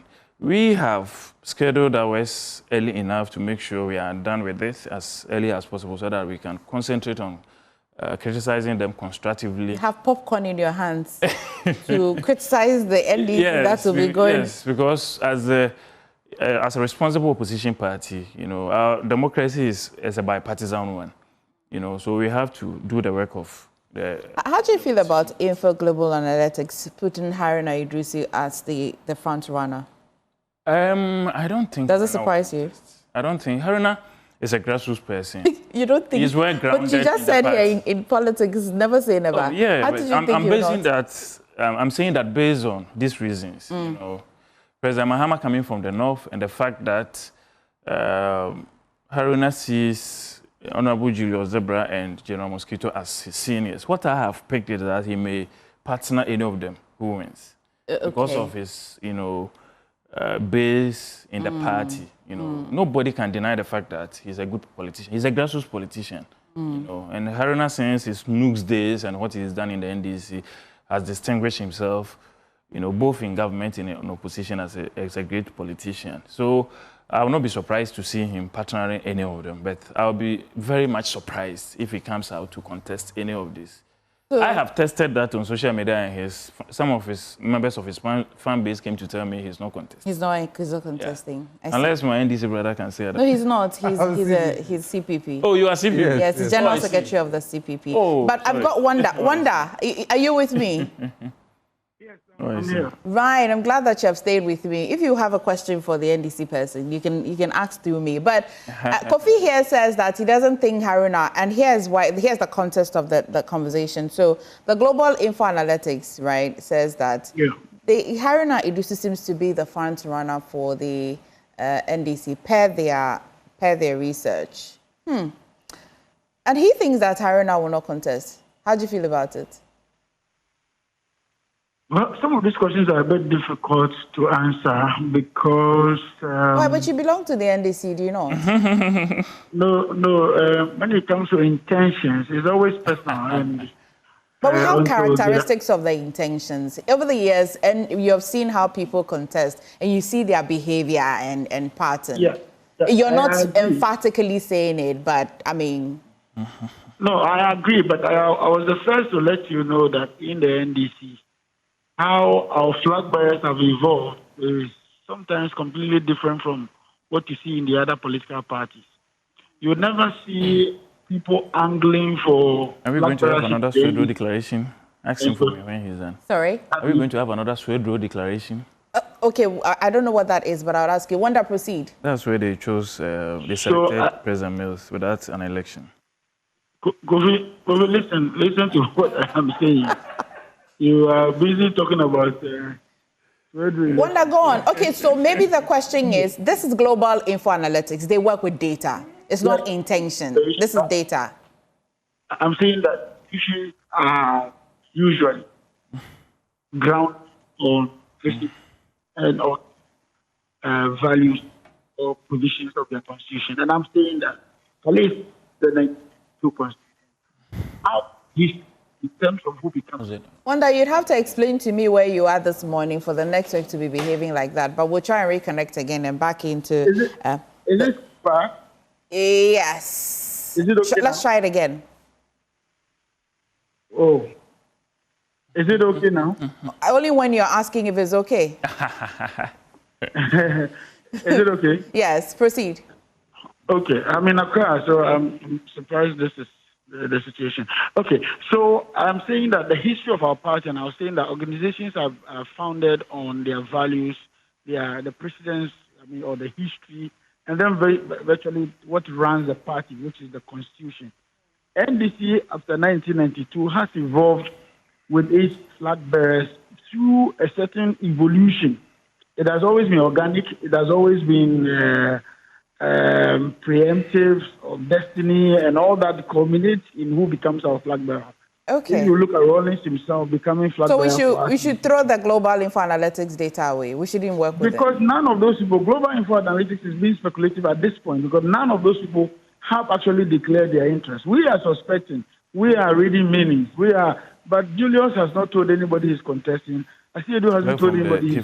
But that's what polls do anyway. That's what polls do. Polls don't necessarily say take emphatic. They predict, and so if you say that we shouldn't use it until the people have declared their intention, I'll agree. No. So I'm saying that. So I'm saying that in as much as I agree with the Global Info's, predictions and all that, we still would have to have a little bit of patience to wait and see what unfolds. Otherwise, we're discussing the same thing they are also putting out. Okay. When we get to the concrete matters, when people actually declare interest, and we see visible movements or launch of campaigns and all that, then we are good to go. Okay. The MDP, for instance, in their last, those who are anti-now, we had a lot coming up. But how many fixed forms? So, okay. I have a little issues on that issue. Okay. Kofi. Yeah. So tell me, you have my attention. Thank yous lately. So when a politician is telling me thank you, I shouldn't take it serious, or I should say welcome, but ask what's the price for it? If an NDC politician, who is a front runner in their premise tells you thank you, then you should look at it reverse. Exclusive to the NDC. Yeah. But the NPP, because we have open nominations. Before your nominations, did you not do thank you tours? Yes, but if you realize it was a joint thank you tour by our former candidate, the vice president. He was joined by Honorable Ken, who later left the tour, and others. So it was a joint thank you tour, unlike, you know, the NDC one, you know, which was done by the president, and now the chairman himself has had to. So when the thank you looks like that of the NDC, we should ask questions. Exactly. But when it looks like because what the NPP did. Wanda said that nobody has come out to declare that he's going to contest. You know, but if neither have they also denied. Exactly. But if they ask you during interviews and you are unable to deny that you will not contest it, you go by saying that anything is possible in politics, then you know that there's a possibility of the person contesting. You know, the NDC, as Wanda said, this is the first time the NDC is going to have a real contest. You know, Chairman Rawlings came into the democratic era as a military leader. No one contested him at primaries. In 1998, he declared President Mills as a successor. That is a pseudo declaration. They didn't go through the regular conventional primaries, you know. And then President Mills, Mahama became his running mate. He passed on, unfortunately, and then he took over. So this is the first time NDC is going to have a real contest. Which means you don't describe the 2024 one with Dr. Dufour. Not at all. All in it was there. just cosmetic, you know. It was just cosmetic because I mean, how much votes did the others pull, and how many heavyweights went behind the other contenders? You know, we have always had MPP. We have always had an open, competitive contest, right from President Adubu his time in 1992. He was first. Gianni Selby was second. John Ajikun Kufuor was third. He would overtake them in 1996 from third position as first. You know, in 96 when he couldn't win, President Kufuor contested him in 1998. You know, and he was able to win the 2000 election. Okay. After President Kufuor won, you know, he was still contested in 2010 and 2014 by Alan Chamatin and others. And see the number of people who are contesting. Former vice president. And then let's talk about where I just introduced Kwame to the Supreme Court, the former Chief Justice. Yeah. It's really, I'm struggling to get used to the word former. It will take a bit of time. Because of the way they remove it. It's not because. it's not because. It's just me struggling with the word. Kofi, behave yourself this morning. Okay, Kofi. So you have seen that she's seeking a judicial review. Yeah. And she says that, well, her removal from the bench is what she's seeking a review on. She thinks that the committee set up by the president didn't have the power to recommend that. To recommend what? To recommend that she be removed as well from the bench. All right. All right. So if you look at Article 146 of the Constitution, the removal of justices of the Superior Courts and chairman of tribunals, the processes are almost the same, you know. A justice of the Superior Court or the chairman shall not be removed from except for stated misbehavior. A justice of the Superior Court of Judicature or chairman of the tribunal may only be removed in accordance with the procedure specified in this article. If the president receives a petition, and if it is someone else at the Superior Court other than a justice of the Superior Court, then she will empanel, you know, a committee who will decide whether there's a prima facie before all the other processes are followed. Yes. You know, so I don't see much difference. But, you know, sometimes our Constitution is silent on certain specifics. Okay. So that is why we have the Supreme Court, which is the mother court, which does interpretation of the law when there is no clarity. So this is an opportunity for all of us to see what will happen. Okay, so you don't see any clear-cut difference between the removal of the Chief Justice? If I go through, I'm not a lawyer, I guess people go to Article 146, went through it. But if I go through it, the procedure is almost the same. Okay. You know, you establish a prima facie case. If there is one, and then the committee works on it, and then they will advance the reasons for removal and all that. The president will act on the recommendations and all that. So the processes are almost the same. Yeah. You know, but it is silent on if the Supreme Court, the Chief Justice can be removed, but then can be maintained as a judge of the Supreme Court. But if I am not fit to become a Supreme Court judge, you know, or if I'm not fit to become a Chief Justice, how am I fit to be a Supreme Court judge? You know, so I think, you know, that is why it is not right to remove a Justice of the Supreme Court, or how do we call it, a Chief Justice, if the threshold is not met, because you set a bad precedent. You know, because if I have gone beyond the limit, assuming without admitting I've gone beyond the limit of how much allowances I'm supposed to get as per diem, as part of my travel expenditure. We all watch Public Account Committee sittings. What happens? They are surcharged and they are asked to pay. That is assuming, but even the Honorable former Chief Justice tells us that it was part of her condition of service, and the condition of service have been amended. So she qualifies for all that. What are the other reasons? She transferred somebody from the court. And the third reason is that she sought to send some people for recommendation, to be appointed on the Supreme Court. Sought to, not that she did it, she sought. Does this mean that we're holding our head of the judiciary to the highest form of conduct? Because then you hear that this is so small. Yes, it's the weak. act should. This and is, you know that feeds into the NDC campaign message. but it's not a good thing to hold to hold the head of the judiciary to the what happens is minutest. that you set a bad precedent for future governments to also remove other justices of Superior Courts, not just the Chief Justice, on very flimsy grounds. And it's not good for democracy. It weakens the other arms of government. It weakens the judiciary. Already you have to test majority in Parliament. Each area's cases where you have to go to Parliament for ratification and approval, I don't even go. You know, the executive is taking everything, you know, doing everything they want, and now you want to weaken the judiciary too. We'll come to that rectification shortly, but Kwame, I hear people say that the stated misbehavior or misconduct is too vague. You also hear that we should hold our judiciary to the highest form. And this will mean that when you're holding the head of the judiciary to the highest form, you'll be measuring them with the even little mistake, right?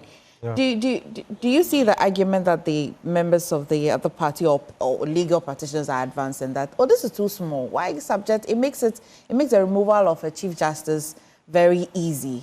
Others also say that it's actually good because for the smallest thing, you'll be held accountable for. How do you feel about it? If you look at Article 144, +1, it says that the Chief Justice must be qualified to be appointed as Chief Justice or Justice of the Supreme Court, meaning the person must be of high moral character, proven integrity, and have practiced law for 15 years. The Chief Justice must be qualified to be appointed as Justice of the Supreme Court. How does all of this feed in the removal? I think not only should the Chief Justice and Justice of the Supreme Court be held to the highest conduct, that should be it for everybody, including legal practitioners, media practitioners, politicians, and all that. However, if you are found wanting, and of course, everyone can be found wanting at any time. That is why even in our criminal jurisprudence, we have what we call first-degree felony, second-degree felony, and a misdemeanor. If you are found wanting, the punishment should fit the infraction. You see, the punishment should fit the infraction. Okay. So anybody at all who has committed any infraction, whether you've jammed a red light or whatever you've done, you should face the consequences. But we shouldn't do what you call killing a fly with a sledgehammer. See? So in this sense, yes, her ladyship has been moved as a Chief Justice. However, the infractions that were committed, are they such that she cannot sit as a Justice of the Supreme Court? I think not, personally. I think that certainly the committee has done its work. They've removed her as a Chief Justice. But the allegations that were brought against her was to remove her as Chief Justice. Because the infractions that were brought against her were things that she did in her power as the Chief Justice. Right. An ordinary judge of the Supreme Court cannot transfer anyone or do the things that... But they get per diem. Yes, they do get per diem, Yeah. or do the other things that they said she did. So if she's been removed as Chief Justice in that sense, the ordinary judges, they do get per diem, certainly. Yeah. But does that mean that she is to stay away from all public office, from all other professions related to the law? Because even if you look at being called to the bar, which is going to be done in just 2 weeks or so, Yes. it's more or less the same qualities that are required to be a lawyer. And when you fall short, the General Legal Counsel can take your license away. A few years ago, when the judges were removed after Ghana in the eyes of God, majority of those judges are practicing law as we speak. So what they were accused of, which led them being removed as judges, are things that is expected of lawyers to avoid. Yeah. But they are practicing as lawyers. As lawyers, right. You understand me? Right. And these are things that every ordinary man is also expected to avoid. Does this mean that it will just take somebody to one day just petition the General Legal Counsel that, well, if this person was removed from bench and is still a practicing lawyer, because this conduct of high moral values is not exclusive to you when you're a judge, it's exclusive to you as your profession from when you're growing up. Exactly. So it really can be an ending, right? Yeah. People can be petitioning and petitioning and petitioning. That's true. Off the bench, you can be petitioned to even for your license actually to be taken from you. Yes. Yes. So if we take it to its legal conclusion, then who is fit to do anything? I mean, let's be frank. Okay. No, there's nobody who's an angel in this country. Okay. Then who is fit? If we are to bring a petition against everybody, who is fit to hold any office? You understand me? As it said, he who is... that person would have been subjected to 144.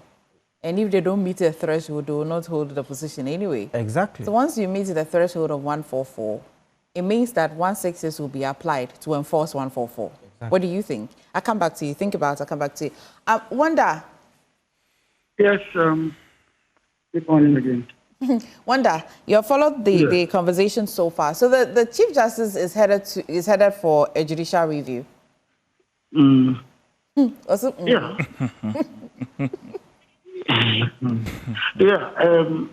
I mean, to be fair, this is good for academic exercise.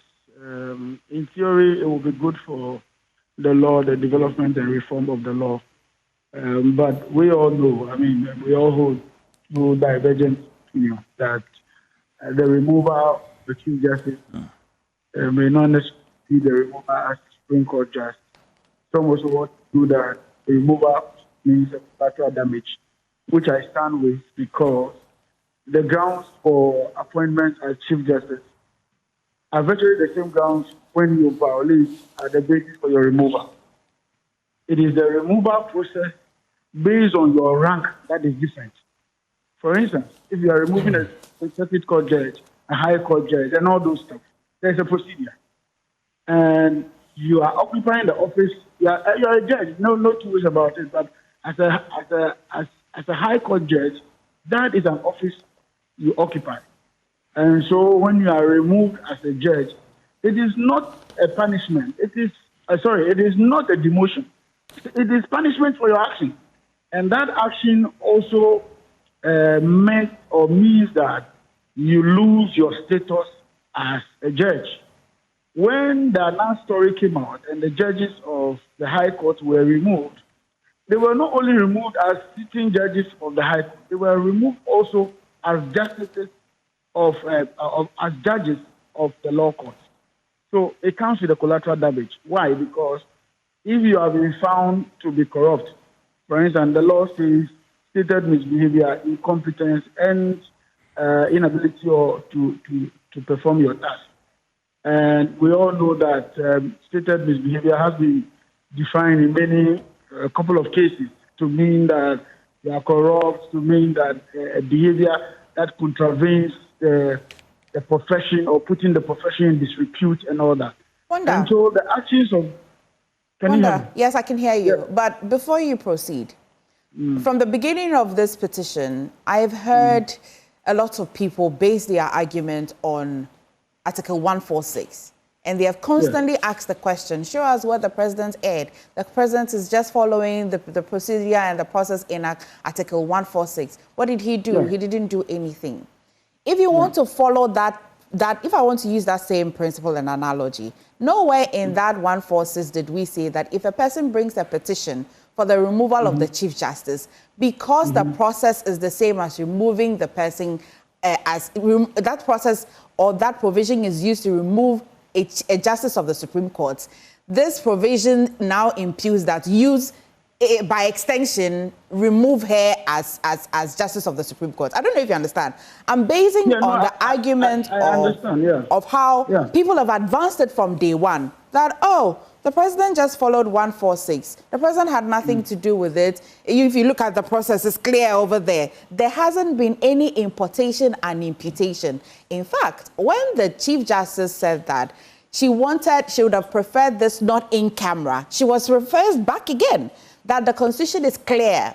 So I did not see in any of 146 that said that, because this is that, it will amount to this. Why are we now re-imputing it ourselves?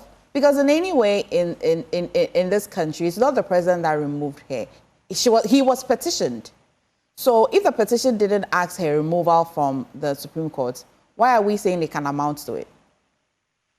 I think that we need to unpack the issues slowly so we don't mix it up. I'm with you. We are saying that the requirement to become a Chief Justice includes being a judge, true or false? True.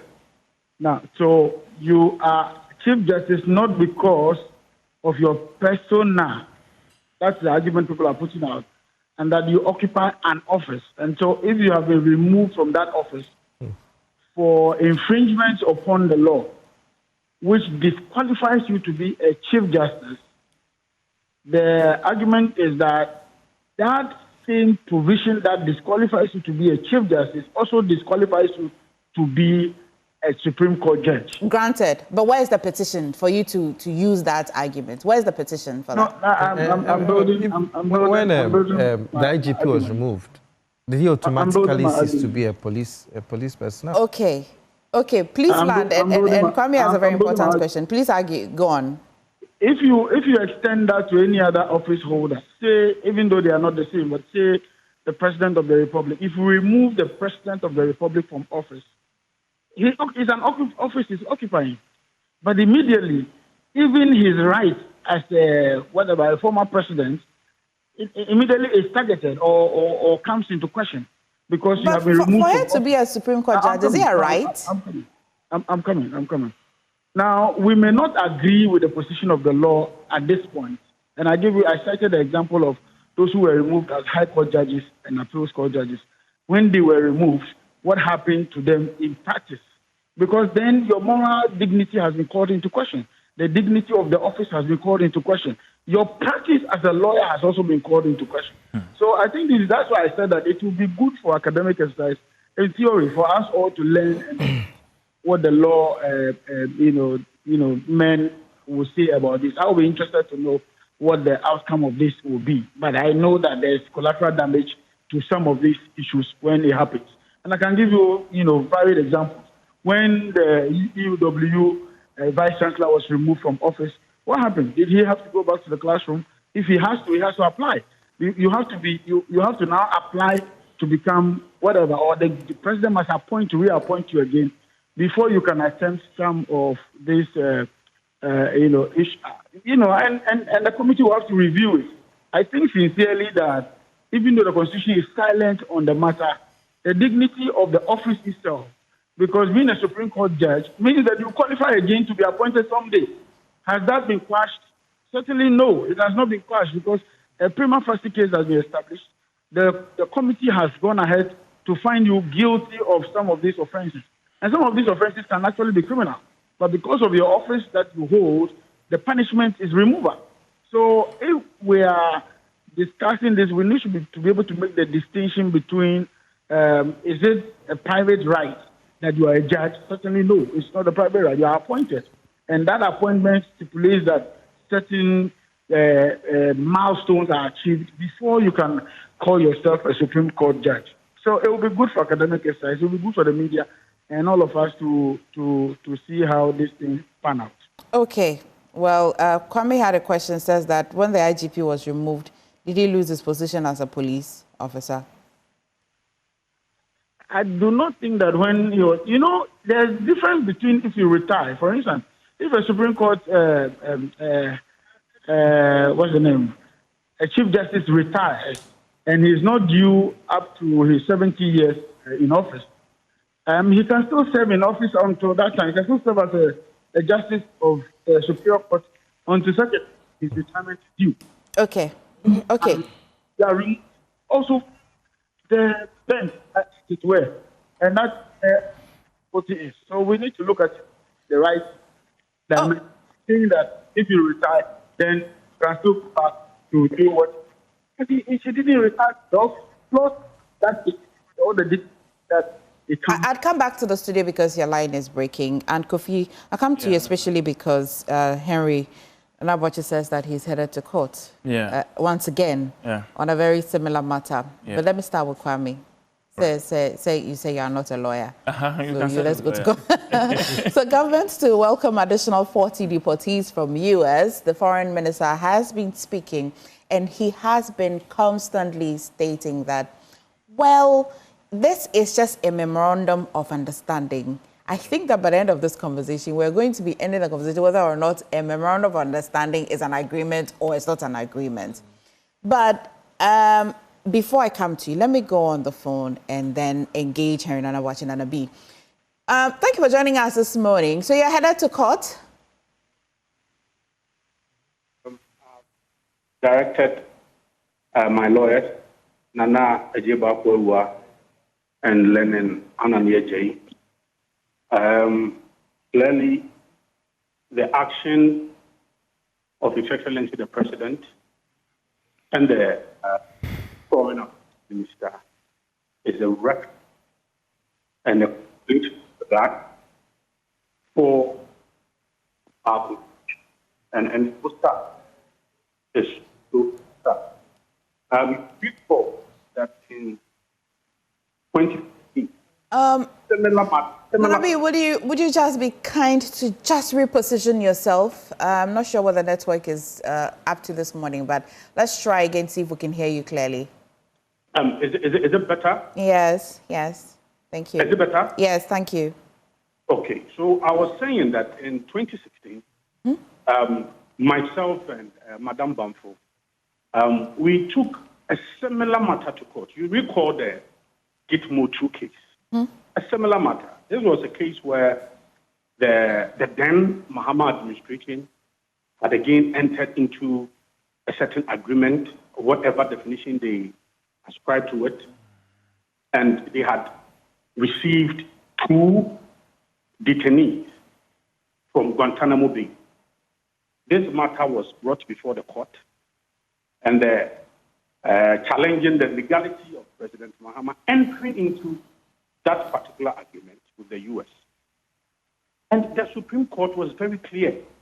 The Supreme Court declared the actions of the then Mahama administration as unconstitutional and illegal. And just for purposes of our viewers and our listeners, let me read a portion to you. This was by Justice Sophia Kufu. Consequently, we hold that upon the true and proper interpretation of Article 75 of the 1992 Constitution, the President of the Republic of Ghana, in agreeing to the transfer of Mahmoud Umar Mohammed Ben Atib and Khalid Mohammed Salih Al-Dubi to the Republic of Ghana required the ratification by an act of Parliament or a resolution of Parliament supported by the vote of more than one half of all the MPs in Parliament. And by virtue of the failure to obtain such ratification, the agreement is unconstitutional. And I listened to Ablakwa, and I was amazed. Look, the NDC now they have an overwhelming majority in Parliament. Why this complete reckless disregard for our Constitution? And this matter, that is the Gitmutu matter, it happened under Mahama's first administration. So clearly, we were not expecting such disregard of our Constitution from this administration, especially when the Supreme Court had clearly determined this matter. And again, Okujato was trying to define the said agreement in certain words. He says that it's an MOU. And for that matter, when it develops or when it progressed into a full-blown agreement, then it will be brought before Parliament. I mean, again, this is a dangerous reason from even Okujato. Why? Because in the same matter, in the same Gitmutu matter, the Supreme Court ruled that whatever definition in any form, in any shape, however, whether you call it no-verbal, you call it diplomatic cables or whatever, it is a certain agreement that will put some obligation on Ghana. And clearly, the president told us that already 14 of these deportees are already here. So whatever MOU and whatever is contained in this MOU, we have already received some deportees. But is an MOU enforceable? Is an MOU enforceable, which means that the foreign minister and the president can decide that, well, we are not interested anymore, we return them. Is it enforceable? What we are saying is that now we have received them. The president said that we have received 14. Yes, and 14 more to come. In fact, Henry, with 14 more to come, but my question really is that if you look at the nature of an MOU, despite you drawing our attention to the fact that in that case, it says that any form of agreement is an MOU typically or legally binding, where the foreign minister and the president can say that, well, because it's just an MOU, you cannot force us to enforce it when we are tired. Maybe we have a memorandum of understanding that we're keeping them here maybe forever or for this number of months. They can decide one day that, well, we don't think we want to keep them anymore. We can return them. Does that make you feel any better? No. Again, for purposes of our viewers, our listeners, let me go back to the judgment again. The language of Article 75 is perfectly clear. The article forms part of the set of provisions governing the role of executive arm of government in Ghana's international relations. The scope of the article deals with treaties in general.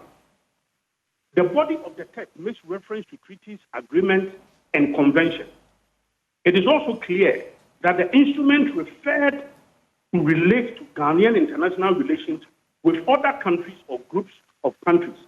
But the article requires that such instruments must be ratified by Parliament. Right. The Constitution makes no mention of any formal distinction that are dependent on the formality with which such an instrument is formatted or brought into being. From the aforementioned principle of constitutional interpretation in Ghana, there is no doubt that where, by various forms of documentation, please listen to this part very well, by various forms of documentation, the government of Ghana binds the Republic of Ghana with certain international agreements. Let me take it again. When government of Ghana binds the Republic of Ghana to certain obligations in relation to another country or group of countries, an international agreement comes into existence.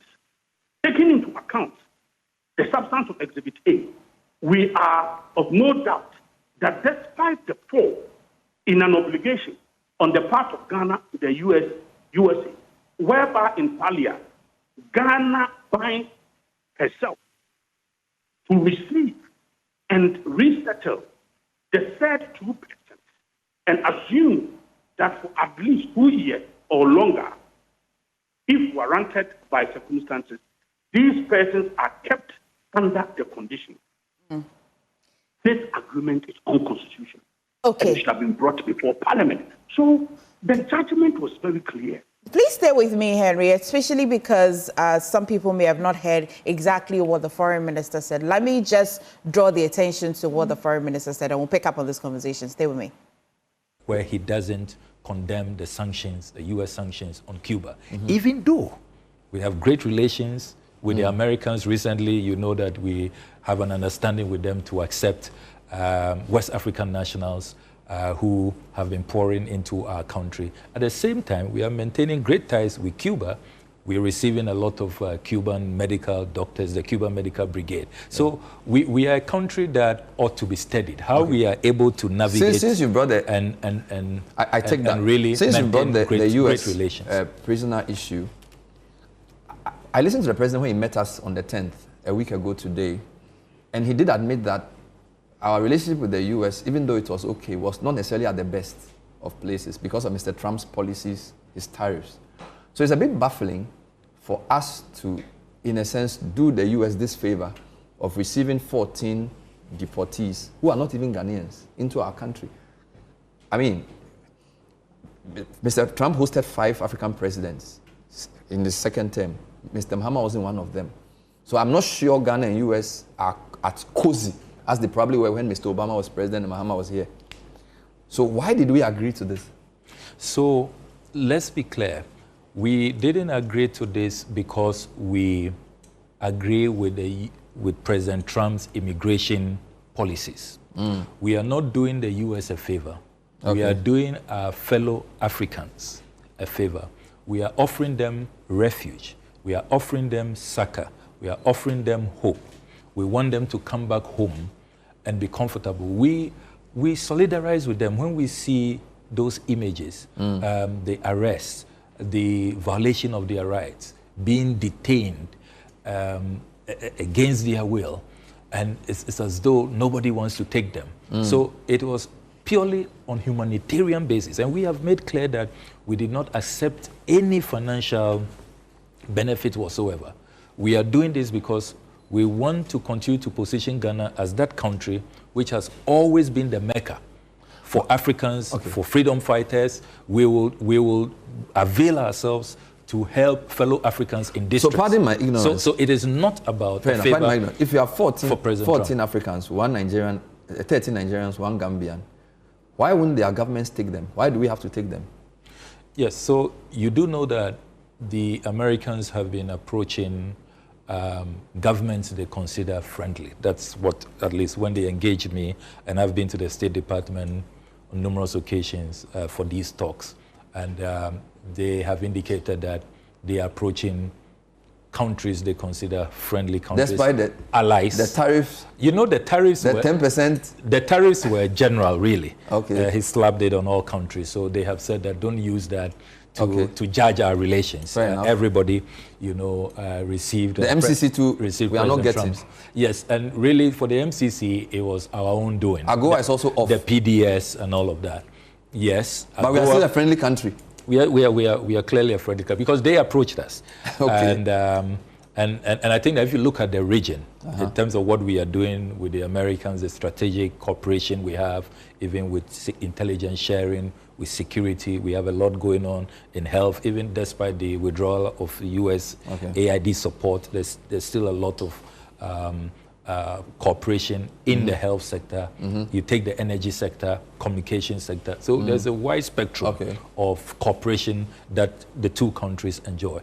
And it is within that spirit. Remember that we are the 5th African country after Rwanda, Uganda, Eswatini, and another country. We are the 5th country and the only country country in West Africa. The only country so far approached in West Africa by the Americans. And we thought that, look, West Africans already under the ECOWAS protocol can visit any country visa-free, stay for 90 days. So, on principle, on humanitarian grounds, Pan-African solidarity, let us accept our fellow West Africans. And let's make the point that Ghana is your home. We are not going to allow you to accept them distressed. to keep them here or accept them to send them back to their countries. So the choice is theirs, really. For 90 days, if they want to stay here, they can stay. But so far, all of them have indicated that they want to go back after some time. And we've been facilitating that. I can reveal to you that we are expecting another 40. Another 40? Another 40 in the next few days. Of which nationalities?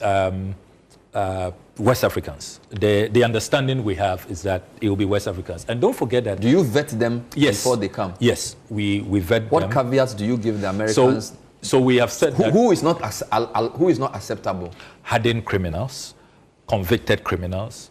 When the background check reveals that you've associated with terrorism, with violent extremism, you are a very violent person. You are on a certain Interpol wanted list for violent crimes, because we have the data. You will not be allowed in our country. So it's really people who probably why didn't you ratify the MOU with Parliament? Yes, so it's an MOU at this stage, just an understanding, and MOUs are not ratified. But really? as the discussions continue, yeah, if it is elevated to an agreement, the Guantanamo 3, some people took the matter to court, and I think the Supreme Court held that whatever name you give it, when two countries come up with an arrangement, that places obligations on both of them. Whether you call it a treaty, a contract, it requires ratification. It was a majority decision. Only one person dissented. So I'm a bit surprised you're saying because it's an MOU, it means that it oughtn't have gone to Parliament. The judgment was very clear on the Guantanamo 3, that Article 75 was violated, which says international agreements must go through Parliament. And you are a 4th-term MP, so at least you could have gone to Parliament. And you have a massive majority. So what's the problem? No, I agree with you. And that is why I said at the press conference I held a couple of days ago that when this is elevated beyond an MOU and it's a full agreement, we will go to Parliament under Article 75 and have it ratified. At this point, it is just a loose understanding. The agreement is enforced. But how can you enforce? How can you enforce something called a loose agreement? That is already enforced. You've brought 14. You're bringing 40. Look, I've inherited so many MOUs that didn't go to Parliament for ratification, and but because of the precedent of the Gitmo 3, I felt like this was, and you know this. So is it an oversight? Are you going to apologize for it, or you don't think you made a mistake? No, it's not an oversight because we sought the Attorney General's advice. Right, Henry, if I still have you, so he says that this is just a loose agreement, and because you're a lawyer, I think you cannot drag a loose agreement to courts for an enforcement, which means that this morning, if the president and the foreign minister feel like we're not in a good mood to be kind, it is happening now. The 14 are here, 40 are coming, but we change our mind. The countries in which they're taking them from cannot do anything to them. Would you feel better? No, not at all. I mean, that is why I just read it out to you that despite the form in which whatever MOU, however you call it, has been drafted, the text couched, the intent creates a separation from Ghana. And maybe he is right and MOU yet is enforced. We are deportees. And then he again announced on that same platform that Ghana can additional so clearly are in breach of 75. This just in and disregard which is, and I'm sorry, in a sense, if you had said, he meant that they rise of the Attorney General. And that is so scary. That the Attorney General, who is very respected lecturer, who many let's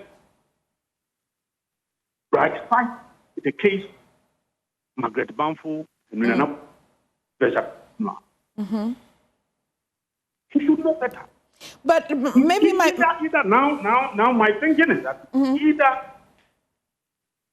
Ablakwa wanted a certain hole, a certain space to escape. That is why he brought in the Attorney General. Escape from what? Escape from what? Attorney General. No, that is what I'm saying. That if indeed the Attorney General Prophet delivered such an advice that look, this is an MOU.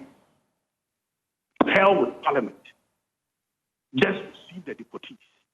Go ahead with whatever agreement you have with the United States of America. This is worrying.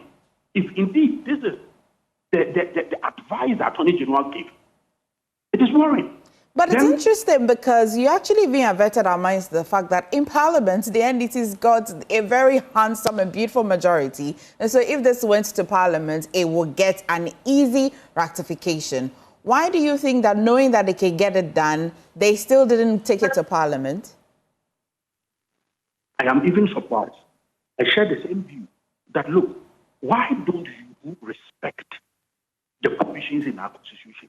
Why don't you give that level of dignity to our Constitution? Why don't you just go to Parliament? It is not as if you have some deficiency when it comes to numbers in Parliament. You have an overwhelming majority. So you could have, and again, when you say that you inherited a lot of MOUs, it is a lie. Look, under the new Patriotic Party, if it is an MOU, if it is a treaty, if it is a convention, if it is an agreement, whatever it is, if indeed it will place any obligation on the country, the Foreign Affairs Minister then to Parliament for ratification. It is never true. He never inherited any of such MOUs. Okay, so this is so glaring. This is so. It is something straightforward. I mean, this is something you cannot even run away from. And it is. So you're invoking the Supreme Court's jurisdiction for enforcement of Article 75. Yes, because they have already delivered. They have interpreted it already. Yes, basically they went then. In fact, at that time, the Supreme Court argued that portion agreement closed national security issues for them not be argued. So during section of the proceedings were held, yet that whatever agreement is the nature, the form, whatever conditions contained in there, you must bring it to Parliament. Let Parliament ratify it, because you are putting some obligations on Ghana. And that is exactly what is happening. And I'm surprised. This happened under former President Mahama, now President. Okay. Ablakwa was MP then. Honorable Dominic Ayeni, I cannot recall, but I think that he was an MP then. If not, he was a law lecturer, as I said, a very respected law lecturer, and I'm surprised. If indeed he gave such an advice, then it's a recipe for disaster. Then you wonder what kind of advice the Attorney General is giving out to Cabinet. Okay. We definitely are curious to see how this will pan out in court. We'll be following it, and we'll be engaging you as well. So thank you for joining us on this matter. But Wanda, do I still have you? Say it again. I didn't hear you. I was just thanking you for your attention, and we'll be following this matter. Thank you very much. Yeah, we'll be following this matter. Wanda, do I have you? Yes, I am happy that you're still here. So you followed the argument, and I let Nana go because Kofi, you're here. Yeah. You'll be able to fetch me some of the information I'll need from the opposition New Patriotic Party. But Wanda, why is it so difficult for the foreign minister to just get this ratified in Parliament? Well, I don't think that the foreign minister said that. I hope the line is clear now. Yes. I do not think that the foreign minister's position is that it will not be ratified. What he stated was that it was a mere MOU. And in Ghana, MOUs are by law not strictly enforceable. But the obligation is already... Wanda help us with that law. Please give me a... Sorry? And Wanda help us with that law, which says that international MOUs are not binding. Which law law? Mere MOUs are not binding. Which provision? Well, because I moderate this conversation, I'm not going to let that question pass, especially because, Kwame, you know that there's always been that debate, is international law, you know, where people say that it's binding, not binding. So you would have your turn. Wanda. Wanda, I know, he's a... Yeah. So can I yes, please proceed. Kofi, and don't interject again. Yeah, the minister was very clear in his mind. He said that once the agreement is firmed up, they will do the honorable thing by invoking Article 75 of the Constitution. But you have my attention, Wanda. Sorry, I promised I wasn't going to cut you. You have my attention. How are you enforcing an agreement, whether it is loose or hard? I'm coming. Can I? No, I mean. No, before you proceed. Ask that question. Before you ask that question is to jump the gun. No, hang on. One, the minister has stated that in the interest of Pan-Africanism, in the interest of humanitarian grounds, and in the interest of the law, which states that neighboring countries like Nigeria and Gambia already by our immigration laws can visit Ghana for 90 days without a visa or without of this lacuna we put in our way. And so it is already within the 90 days in the first place. Number two, Ghana has not received any money support. But this analogy, Wanda, though, these people who can visit a country without a visa can take care of themselves, they can fend for themselves. Tell me how you can impute this same way with a person who is cuffed, who does not have a job, who does not have a house, coming to Ghana. You don't think that we're going to be burdened with certain responsibilities? I think we're going back and forth on this issue. No, I'm saying that the basis for which, I am telling you that the basis for which government of Ghana has not gone to parliament yet is that the agreements have not been firmed up. Number one. But you are enforcing it.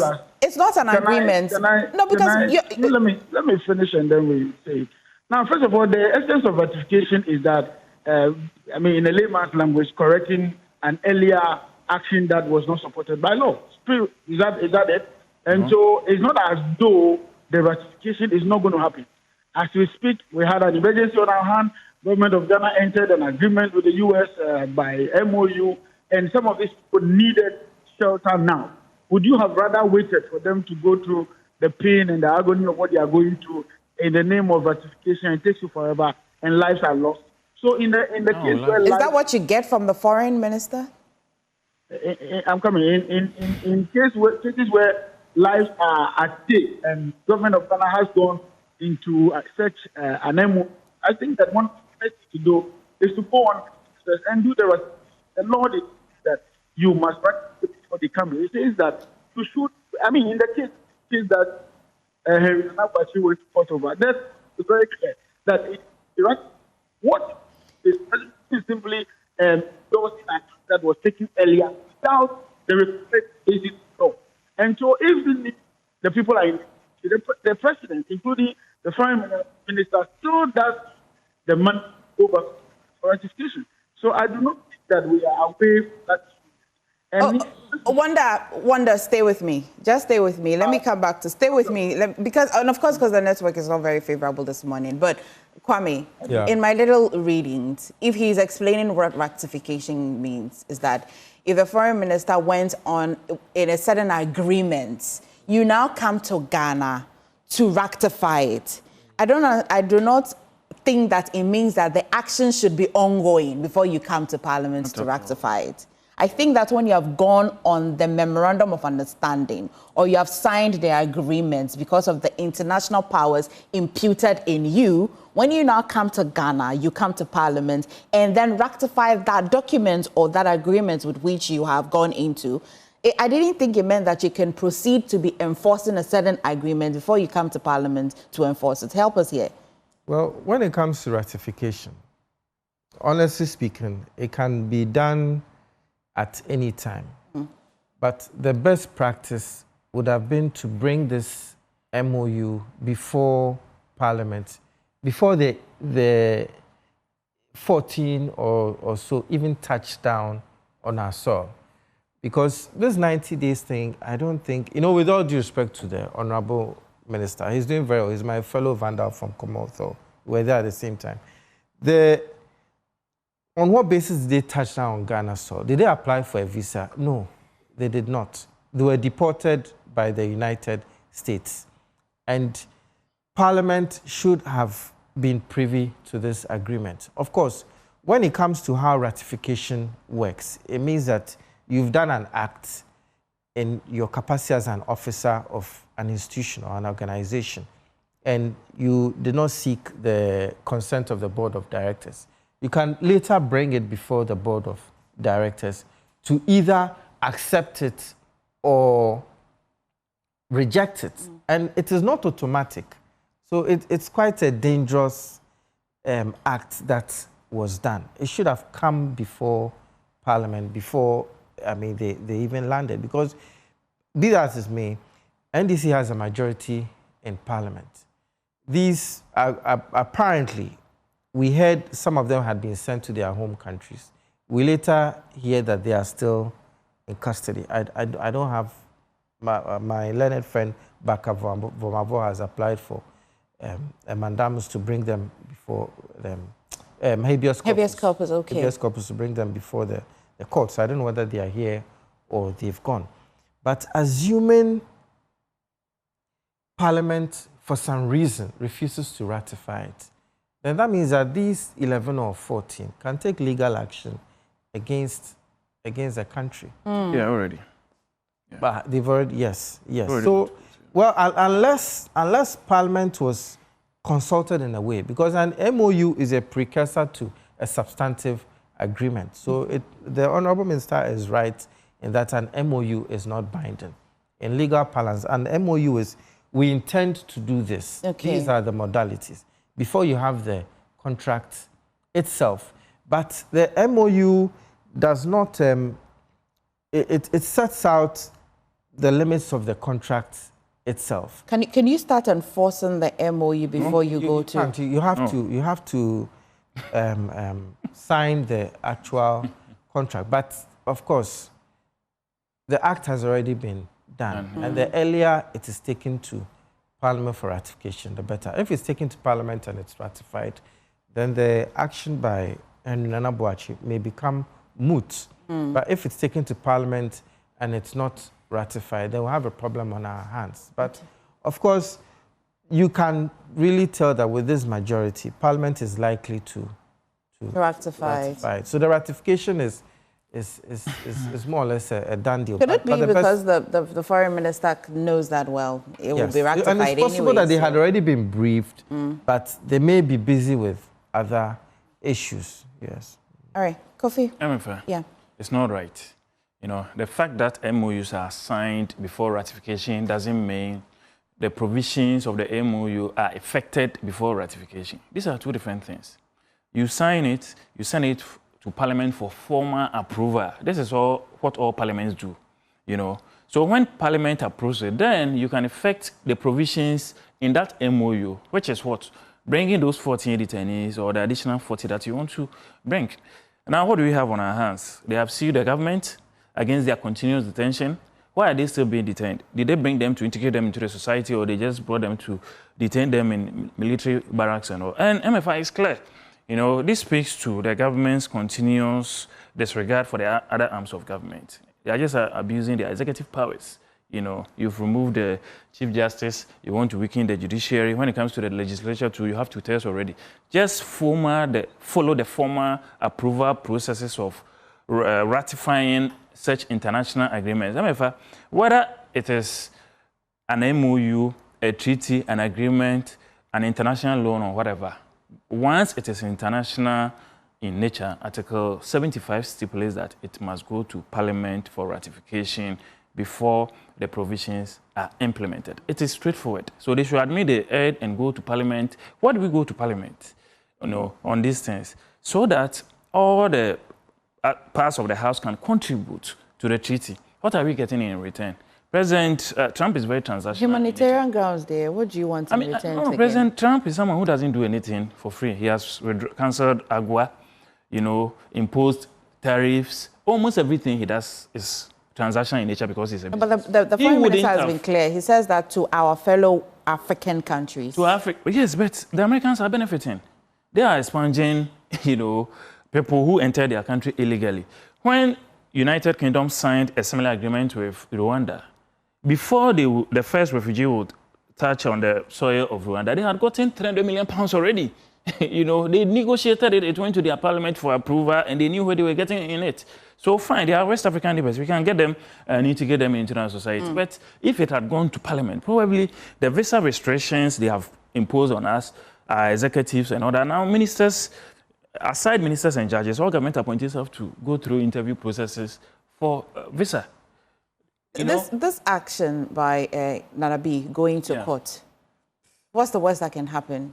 If they now take if they go to parliament for ratification, they have majority in parliament, the act will not be it will be debated by the nation of laws. Other than that, we would have just done things without going in the legal way. We are a nation of laws. Okay. So if the law courts establish that this is what the government should have done, next time they won't go through that process again. And what will happen? It will go through parliament for ratification. Through that process, others will contribute and we'll get the best deal out of international treaties and agreements. Okay. Well, stay with me. I've got Dr. Nanaya Miracle, international relations expert. Doc, it's a good time again to talk to you here on the show. So the foreign minister says that his hands are clean. There's nothing in it. It's just purely based on a humanitarian grounds.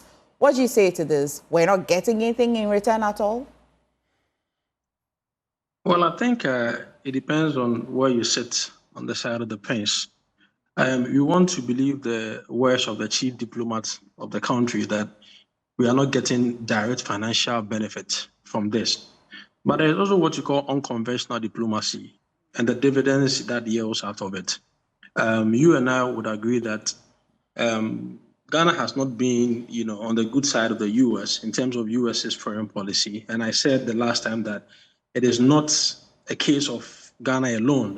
Ghana is not an outlier. What is happening is that we are just Ghana's situation is a product of U.S.'s foreign policy that is seeking to recalibrate across, the globe. But I think that there is always a means to resolve some of these backlash and the diplomatic row between U.S. and Ghana. And I think that as much as we are not having direct benefits in terms of say finances or in terms of funds, I think that this is one of the ways, and this is my thought. This is one of the ways that probably the current administration is seeking to change U.S.'s perception, as to how it deals with Ghana going forward, and compromise some of the harsh position U.S. has taken against Ghana. So they may not be direct financial resources, but when you argue, and this is the argument of the Minister of Foreign Affairs and Regional Integration, that the U.S. approached Ghana as part of the country that it considers friendly allies. And if you understand, the milieu, the psyche of the current U.S. administration, which is what I said, is a transactional, pragmatic regime or government, then what Ghana is doing, in a way, in yours to Ghana's benefit, maybe it will help to change some of these recent, policy initiative that U.S. has taken against Ghana. Maybe it helps with the visa arrangement, which has been reduced from 5 years to 3 months. Maybe there is a waiver, for the MCC that has been terminated. Maybe there is a waiver for a number of these things that U.S. has reversed towards, Ghana. So there may not be direct financial benefit, but let's see. Maybe this is part of a wider unconventional diplomacy, and it is time that will tell. We see whether this will benefit the country, or not. If we ever enjoy any kind of benefit, would it be public knowledge to know that it was based on this act? Well, if it's not just an MOU, and it has to go through Parliament for to become a legislative instrument, what you call domestication of this MOU, then everything has to be transparent. We have to understand what is in it for Ghana if it is submitted to parliamentary approval. But even my take on that, look, we understand that 14 deportees were sent into the countries on that first basis. The problem to me is that if you are taking an additional 40 migrants, considering the gravity, the magnitude of the implication it has on our national security, on our resources, and our reintegration capacity, I think it only makes sense that you submit it for parliamentary approval. And for me, look, the current administration has a majority in parliament, so this wouldn't have any problem going through the process and receiving governmental approval. I do not want to hear the argument that if the situation is elevated, then the MOU will be submitted to Parliament. At what point do you consider it elevated? At what point do you consider it having met a threshold for you to submit it to Parliament? If you are going to do it later, you might as well do it now, because you want to set a very legal precedent. The fact that you've inherited a number of MOUs that were not submitted to parliamentary approval does not mean that it should be the case. Right. I understand what is happening. We are doing it anyway. We signed, ECOWAS protocol, and we are accepting West African nationals anyway. So this wouldn't be an outlier. But I think that the right things, ought to be done going forward. Well, explain to me some of the things that will happen for a country not to want to take its own citizens. For example, they say there are some Nigerians and as well a Gambian. What are some of the factors a country will consider and say that no, we won't take our citizens? Is it because the US would have to be the one determining the person's state of origin? So the idea is that, and I think I've explained this before, the idea is that when people have stayed in the US and overstayed their visas, or they have to be deported, they have to be issued legal traveling documents that the countries of origin, right, issue their citizens before they enter the US. Now, when these documents are expired, the United States government cannot send these people back to their countries if the government is unwilling or unable to accept them. So when these traveling documents have not been issued, they cannot be sent to their various countries. Some of these countries are also contesting the legal grounds of the people that are saying they come from these countries. So in times past, Ghana, for instance, was not ready to receive this intended Ghanaian deportees because the Ghanaian government wanted to ensure that these were indeed Ghanaians before they issued traveling documents. But the Trump administration hasn't got the patience to wait to do this. And so it says that I'm now contracting third-party states to receive these migrants if they are willing to do so. And some other countries, some of these agreements have come at a financial reward. The Honorable Ablakwa said that at this point there is no financial, commitment. But the idea still remains that countries are not taking their citizens because they are not issuing. Some of them are not issuing the travel document that the US need to send them back, to their countries. And I think that some Nigeria, for instance, Nigeria said that it was not going to accept deported migrants. It's not taking deported migrants, and I am really not sure why the Nigerian government is not taking its own citizens, but they have to be routed through Ghana, so they have 200 million for them to be taken to their respective 200 countries. million people. Okay, so what does this mean? Currently, the 14 plus the 40 that will come, usually what's the norm? Then we as a country, Ghana, will start engaging their purported countries to what happens really after? So there are existing ECOWAS protocol, and you see, this is a very slippery slope. We are starting with accepting West African deported migrants. I am hoping that eventually it has not spread, and I'm happy that the minister stipulated that it is only West African migrants, and these are people whose background have been thoroughly vetted, not only by the US, by the government of Ghana. And so I am only praying that it doesn't end up accepting other migrants from other countries, not West African, nationals. But to your question, once they are here, right? The state owes them that responsibility, especially if they are West African, nationals. That means that the existing ECOWAS protocols, cover them. But once they are here, then it means that the state is also responsible for either reintegrating them or sending them back to the countries they came from.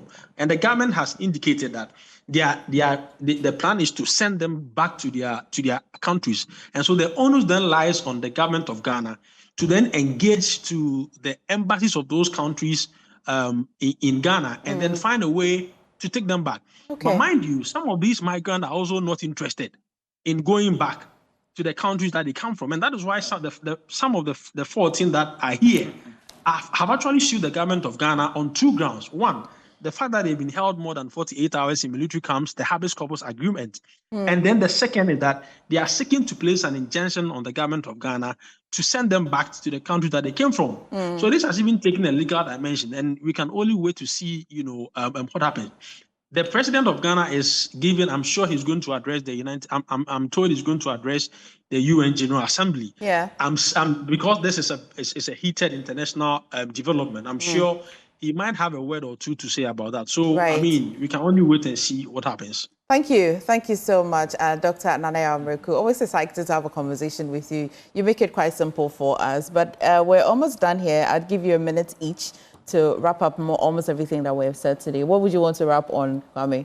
I would just say that this is an interesting case, and I just remember the issue of Kilmer Garcia, the 29-year-old man who was deported to El Salvador, and the U.S. court ruled that he had to be taken back to the U.S. And I think he's in the U.S. now as we speak. So it enriches our jurisprudence. So I think no one is above the law.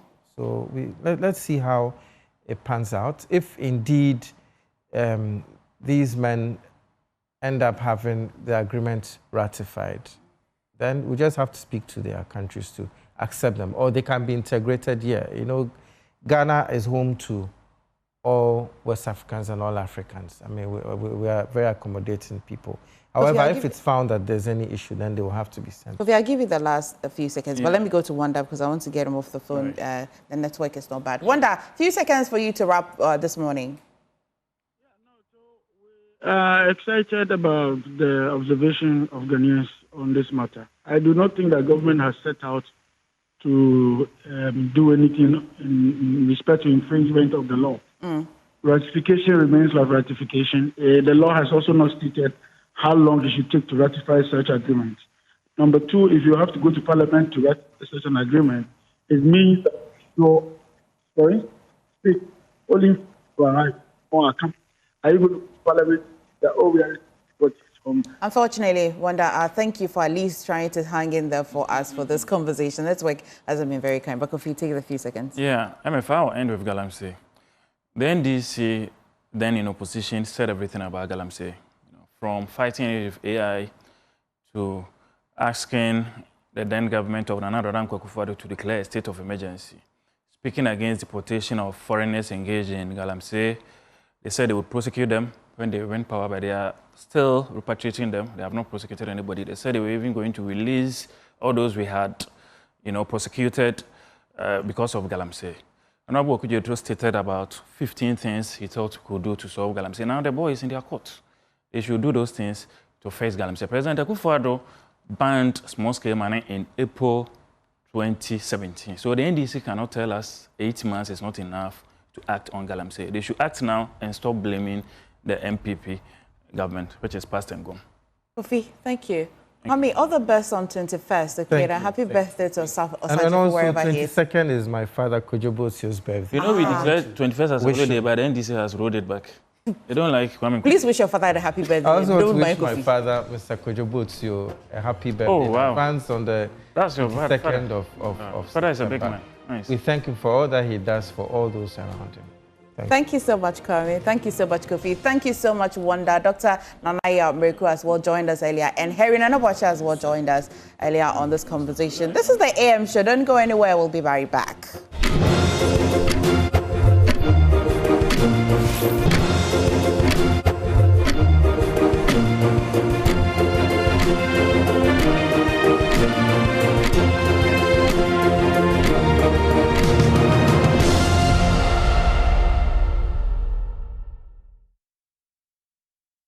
Welcome back to the show. Now, let's talk about the school placements. Hundreds of stranded parents and students have started arriving at the Resolution Center at Nat Hall in Accra to navigate the senior high school placement process, with many seeking for self-placement after missing out on automatic admission. Now, official figures indicate that 170,509 students, representing 18.2% of all qualified candidates, were unable to secure automatic placements. Let's go to my colleague Collins Frimpong, who is at the center this morning to bring us update. Collins, what's it looking like? Have parents and candidates trooped in at least to find a solution?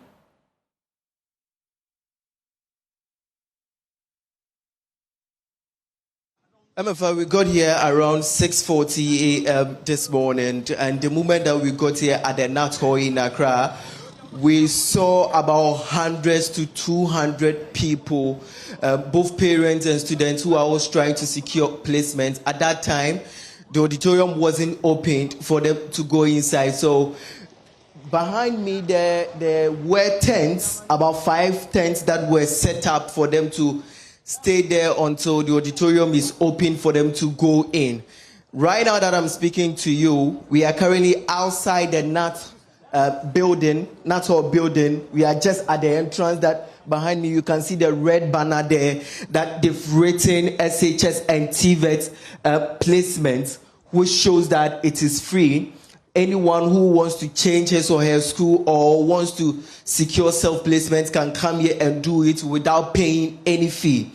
But what we got here, or yesterday during the press briefing from the Deputy Minister of Education, he made us understood that over 590,000 students who sat for the 2025 BEC were qualified for placement, and that over 590,000, 483,000 of these students, representing 82% of the number, were able to secure automatic placement. The GES and the Free SHS Secretariat, as well as the ministry, were able to trace them to their school of choice. And also over 107,000 of these students, representing 18.2%, were not able to secure automatic placement because of the high demand of Category A schools. As a result, they will have to conduct self-placement by going around some of the resolution centers that the ministry and GES have set up across the country.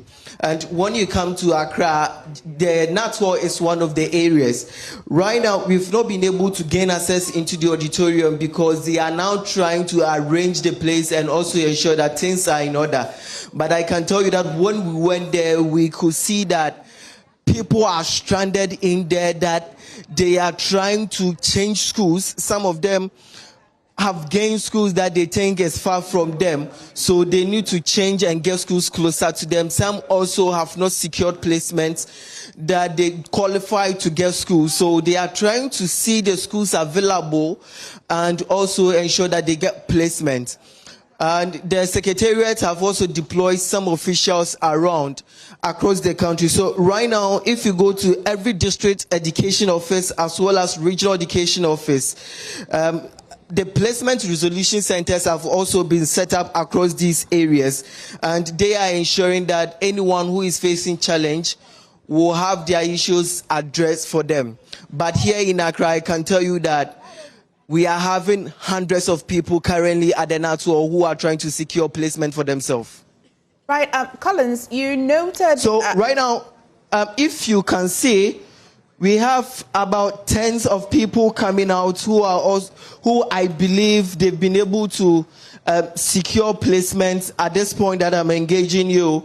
And when I was inside, I could see a lot of people in uniform security attire that they are also helping their wars. I will try and engage some of them if they will allow us to see how things are going. But in terms of security, I have seen the Ghana Police Service. They've also come in, move in with their officials, their officers.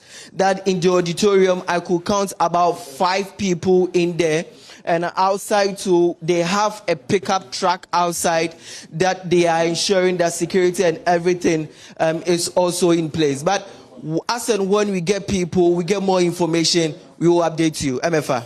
Well, Collins, if you can hear me, you noted some few differentiations in the statement by GES. I see that there's some description of certain type of students. You want to tell me about it?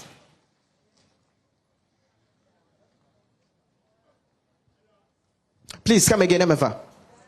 So the statement by GES described some candidates... MFA, can you come again? Can you hear me, Collins?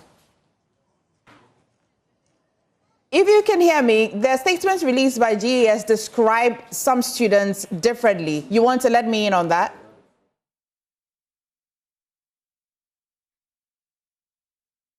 Right, so as the placement was released yesterday, there were issues about whether we should call these people BEC candidates or not, because some online stories and also some media reportage shows that they are classifying these students that they've been able to secure placement as BEC candidates. But going through the statement, the official statement that was signed by the deputy GES boss, at nowhere did the statement say that these people that have secured placements or they are looking for placements are BEC candidates. They are students who qualified to move on to senior high school level. So they are looking for placement. So there are over 480,000 people who have been able to secure placements should be called students and or placed students, and also the remaining 107,000 who are also trying to secure placements are also called students. So there is nothing like BEC candidates or anything of that sort. Well, are you able to engage some of these parents? And from your checks, what does it look like? Does it look more calm than previous years where if you wanted some help with placements, it was quite difficult? Can I speak to you? All right. So I was trying to... Can I engage you? Right. What's your name? Please, I'm Phyllis. Case, did you go to the auditorium? Is it because of your place? No, it was for my brother. You were with your mom. Why did you go there? It was for my brother. Your brother. What's the issue? He was trying to change the school. He had a school in Upper East, but he wants one that is in Accra. So if I understand, your brother had a school in the Upper East? Yes, please. Is it that he didn't choose the school by himself? Actually, my elder brother says that's not the one he chose for him in the school, but I don't know how it was added to it, but I don't know if he did some changes or something. So far, have they been able to resolve the issue? Yes, please. They said we should check after 3 days' time, so they've been able to do it. So we'll be checking after 3 days, and that's Tuesday. So they've changed the school from the upper... That's what they say, but I'm sure. They made us choose other 3 schools in Accra that we want from the placements. So. Grateful to you, thank you. So this is one of the people that were inside the auditorium that they came in. She said that she came in with her mom, and it was because of her brother's placements. And the issue was that the brother had a school in the Upper East region that they've been able to change for them. They realized that the distance, they can't go there. What's your name? Abraham. You're live on Joy News. I've seen you holding your brown envelope. What really is the situation?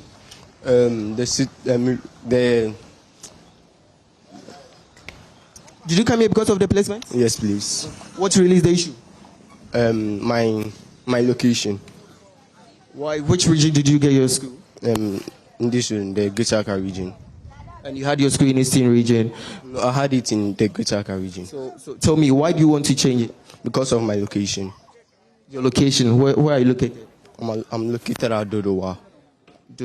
But is it that you didn't choose the schools yourself, or when the school that you go didn't choose it yourself? It wasn't part of the school that you selected? It was part. But you knew the distance before you were selecting the schools? At first, we were staying around Pantabokobi. That was not far from Kwabenya. So that's why we chose our school. But we relocated to another place. So that's what brought this issue. So have you been able to resolve the situation? Yes, please. And so which school are you getting now? If it's not yet confirmed, yeah, so we are looking for it till next week. So by next week you should get it? Yes, please. Okay. Grateful to you. Thank you. All right, so this is another student who himself came here because the location at which he got the school, he thinks it is far from me, even though they are located in Greater Accra region. He wanted a school that's closer to him. Initially, he chose a school that was closer to him because they were staying around Dome Kwabinya, and they've moved from that area and the school that he selected, and he got as far. But this morning he has been able to come here and the issue has been rectified, that he's hoping that by next week things will be changing for him to get a school that is closer to him. And earlier, the student that, or the person that we engaged also told us that a brother or her brother who had a school in the Upper West region, so they've been able to rectify the situation for them, that in about 3 days' time they are going to check the portal and see if things have been able to change for them. But we are trying to get more people. Mommy, Pacho, good morning. Pacho, join news in here. Kepase no muchuchun kwa mwaka credit for placement no. Placement no. Pacho, anope yon se ukita brown envelope. Au coordinate auditorium modem. Me show se placement in inti. Or how ben are koe? Me bagel no. Baby or no. Ewa omo man osu presby. But baby I no. So obeko school no. From that place M1 no. Obe usu kabe 3. And it's no help. And since I'm because they should change. Okay. So, did she choose the school herself? Actually, I chose the school with the elderly sister.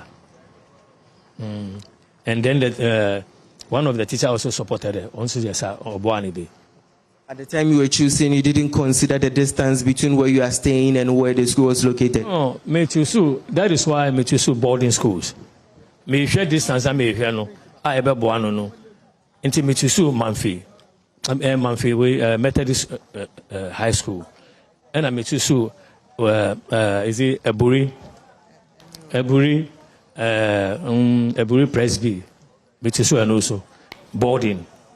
And me choose because all my options about me, so you have to choose day school. And they are composed so me choose. Into me choose is it 3 or 4 day school? Because a mandate is you have to do that. But I'm the resource nearby, you know. Even the resource nearby, career technology, you know. All my money resource, almost is spending.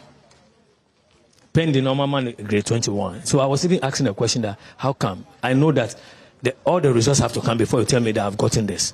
And I'm a boy. But not any number. Was it because of that? That's why they gave her that school. And I'm saying, no, that school, it will not favor her. Say boarding, I don't have a problem. Say Obeko boarding, I don't, because I'm looking at the distance. Obe Fifi coming, before I even get to class, no, she'll be exhausted. Until I said they should change it for me. So have they been able to rectify this situation? According to them, no. So, they have chosen, paper, they want to see whether orally. And in the last Pakono Kota secondary school, and madam there, it was a homano. Into Omaji Satun said, look inside. Actually, now a Nepali struggle to change because I see, no. I will accept it, but when she goes to school and she comes back, so it will cost me and it will cost her as well. I'm grateful to you. Thank you. So that's it. They've been able to, or he also came here because of his ward, she faced issues with the placement. Where she got the school is quite a distance for them, but they've been able to trying to rectify the situation. But what I can see is that a number of people keep coming in, going into the auditorium. Right now, people are coming out, and in front of me, I can count about 10 to 20 people also trying to get access into the auditorium. So this is the situation here at the NATO this morning, MFA. Well, thank you so much, Collins, for bringing us update for the placement happening at the NAT Center. You're watching the AM show. Time now for E-Corner. If you stay with us, Noala Karanigali will bring you 2 very exciting conversations you don't want to miss. Stay with us right after this break.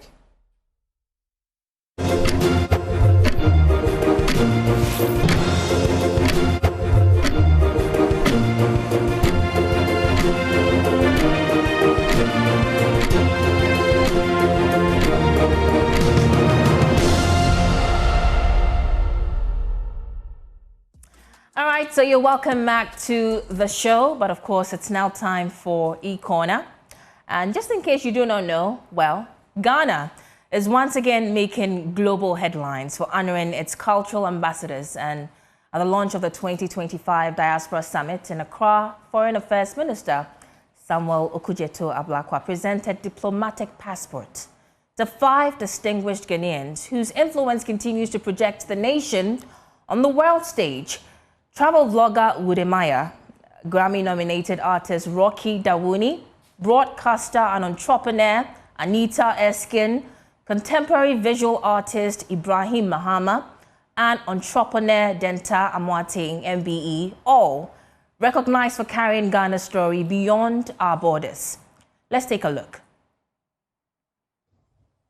With the powers conferred on me under NLCD 155, which is the Passports and Travel Certificates Decree of 1967, these 5 very special Africans are going to receive diplomatic passports from the Ministry of Foreign Affairs of Ghana to carry out their mobilization and to continue with the good works that they have already been doing to mobilize people of African descent across the world. And I will provide the list as follows. They are people you know very well, and you will realize that management at the Ministry of Foreign Affairs has carefully, very carefully selected these 5 compatriots. So number 1 on the list is the interesting young man, Wadi Maya. Wadi Maya is number 1 on the list.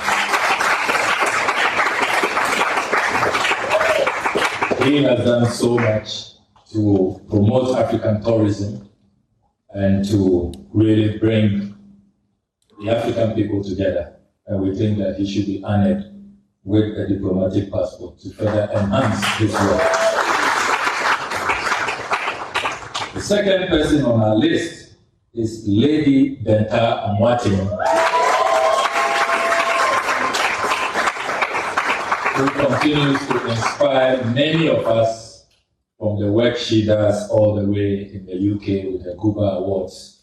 And she's already the toast of the people of the Caribbean. She has a big summit coming up in Barbados. And she continues to really rally the African people across the world. And Lady Denta is very deserving of this.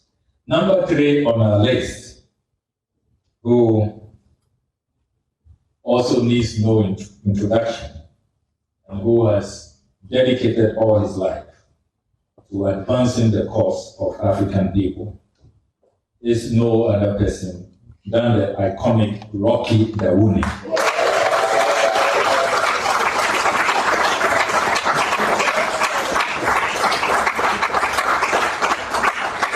And I know our ministry will receive some special blessings from Jah Rastafari for this decision. Number 4 on the list, another dynamic lady who needs no introduction, the evergreen, ever creative, and ever inspiring Anita Erskine.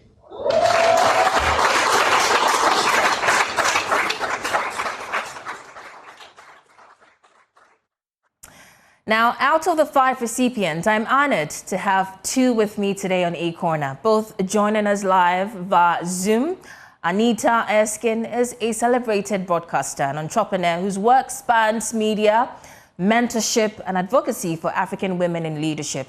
Rocky Dawuni, however, is an internationally acclaimed Grammy-nominated musician and activist whose voice has championed Ghana on global stages, from the United Nations to the Grammys. And together, they represent 2 powerful dimensions of Ghana's cultural influence. I'm talking media and music. And we'll be exploring what this recognition means, how their work continues to fuel Ghana's global presence, and what really, or what kind of responsibility comes with being handed a diplomatic passport. Anita and Rocky, you're welcome to E-Corner. Thank you very much. And congratulations once again to both of you. Obviously, this is a moment of pride for you and to us as Ghanaians as well. Thank you very much. Awesome. Anita, let me begin with you. When your name was announced, first of all, were you at the function? And if you were, when your name was announced, in fact, right about now, when we're playing that clip back, I was watching your reaction. You were all, you were smiling. So I'm wondering what was going through your mind in that room, or perhaps you knew beforehand? Well, Noella, thank you so much. Good morning to everyone, wherever you may be. So I was actually on a panel at a conference. Africa Oil Week was at the Kempinski. Right. And I see my gadgets. I was reading my questions from the iPad, and I'm just seeing, Instagram is incessant. Right. And I'm thinking, I haven't posted anything. And then so once I finished introducing my speakers, I left the hall and I bumped into Theresa Yawade from Charterhouse, and she screamed, congratulations. And I'm like, I call her Mama Tess. Mama Tess, what's going on? She broke the news to me, and within seconds, Denta Mwating, my good sister, also. So I sent Denta a message and I said, what is this about? And then she just burst out laughing, literally. So I didn't know about it. It was an outstanding surprise. I still quite numb from the excitement of it all. Yeah. And I mean, personally and professionally, what does this recognition really mean to you? Well, I think the power of diplomacy essentially is that you have the opportunity, perhaps in a formal, way, of holding that mantle, holding that flag, or carrying that global African story to the world, if you may call it that. I've always said respectfully, yes, it's true, I am a Ghanaian, born and raised, but I see myself African specifically because there's a big African story of which Ghana is a subset. So for me, what it means is continue to do what you do, because we already do the work and we do it with a lot of honor. This is literally an opportunity to continue to serve, but also perhaps be also quite a little bit more intentional, amplify a little bit more, go a bit further.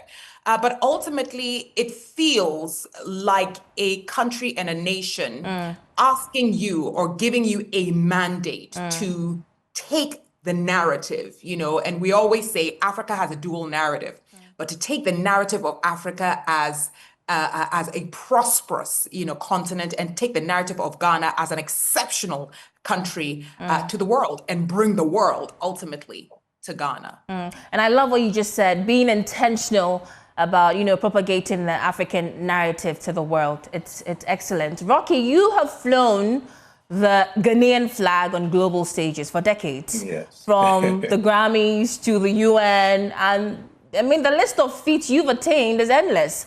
But particularly, what did it mean for you to be formally recognized in this way back home? Well, first of all, I want to congratulate my sister, Anita. When I heard Anita's name, I was like, me and her have met at conferences. Right. Morocco, in Doha and all of that, doing my UN work and her hosting events and all of that. So, and for me to, I had just returned from, being one of the headliners for Carifesta Festival that is happening in Barbados, where I had opportunity of also meeting the Prime Minister, who has been a friend of mine for some years now. A few years ago, she used the lyrics of one of my songs for her speech at the United Nations. So we developed that bond. And for me, that moment when she was using my speech for world leaders, it dawned on me as to the work that we have been doing for years. Yeah, I remember that moment. Yes, and you've been doing it, just being focused on the path that you're walking, and all of a sudden, a world leader uses those words as a means to address other world leaders. So that type of kind of political, socio-political, and the cultural capital that has been generated, selflessly over these years to promote my country, I feel this recognition, to some extent, for me, is a humbling moment. And then, even funnily enough, I had just arrived, I was a bit jet lagged, and I got an invitation to attend. So I was like, oh, if there's going to be a diasporan summit in Ghana, this is why I was just coming from Barbados. I should go there and basically engage our people and try to, have these conversations. So in the process of it, when my name was mentioned, it was a big surprise. But you know what? I feel that we are at a place where we have to be, as Anita had said earlier, we have to be deliberate about what we do. Right. We have to harness the power that is intrinsic that we have in a way to advance the aspirations of our country, and at the same time to inspire our own people that, we can change the narrative, but it takes us being proactive with what our narrative is before others define that for us. I love it. So in an era when everybody, I just came from the United States, everybody's looking inwards. Everybody is trying to look out for their people. So what do we, people of African descent, and especially Ghana, that has flown the flag of the African diaspora and African unity, what are we doing in our leadership mandate to advance this narrative? And I feel that for me, as a personality and as somebody who has been now entrusted with this cultural mandate, it will give me the opportunity to even be more, shall I say, strong in my elevating what Ghana means, elevating African cultural values, elevating the importance of our national agenda, being everything being done for the sake of advancing our own people. Yes. Brilliant, Rocky. And this is off script. I totally love the sound of Barbados. Maybe one of these days when you're going, you should take me along. Is that a deal? I will happily bring you along. Awesome. I mean, it's an incredible space, and then Barbados too is one of the closest land masses to Africa. Right. So when our brothers and sisters were being transported, that was a staging ground. And then I visited a lot of the areas where a lot of the slaves had, they disembarked there, and then ships come from various islands from the Caribbean, and then they choose the based upon your strength, based upon your capacity, which island you are distributed to. So when you go and you start seeing how our people were treated and how their situation too is currently, you realize that Africa has to stretch forth its hands to God through the reconnection of its own people. Interesting. Really interesting. Yeah, quickly even reiterate something that the last 3-4 years I have been actually collaborating with the former Vice President of Costa Rica, Epsi Campbell, to bring attention to the plight of people of African descent across the Americas. So what we do is that we stage huge concert festivals and we bring activists from all around. The first big one we did was in Costa Rica. Thousands and thousands of people. I headlined the concert with artists from all around the region and activists. And then afterwards, we moved it to Bahia, Brazil, which is the blackest and most Africanized area in that part of the world, people of African descent. And then from there, we brought it to Toronto to engage all the diasporian family over there. And then now we are bringing it to Colombia and then to Spain. So amazing I've been doing stuff. all of this work, and we are honored that the country is recognizing and giving us the mandate for this. Very deserving, very deserving, and that's amazing work you've done, and I'm sure you'd continue to do it. But let's now zoom into the bigger picture. I'm talking diplomacy and responsibility. Now, a diplomatic passport, and I'm sure you both agree with me, isn't just a travel document. It's quite symbolic, and with a recognition bestowed on both of you comes with a responsibility to represent Ghana differently. Anita, as a media maven, how do you intend to carry out your responsibility? Noella, I don't think the carrying out of this responsibility is up to me alone. I think you've said something very powerful. Diplomacy isn't about a one-man show. Diplomacy is the essence of a collective. Right. Diplomacy also works with strategy. So one person cannot say, I want to go left. Because if the country says, well, we want to go right, then already your mandate is split in two. So I think with humility, what I would say is a bigger and a firmer grasp of our collective strategy. Diplomacy is about representing a people. What do the Ghanaian people think? What do they want? What are their ideas? What are their ideals?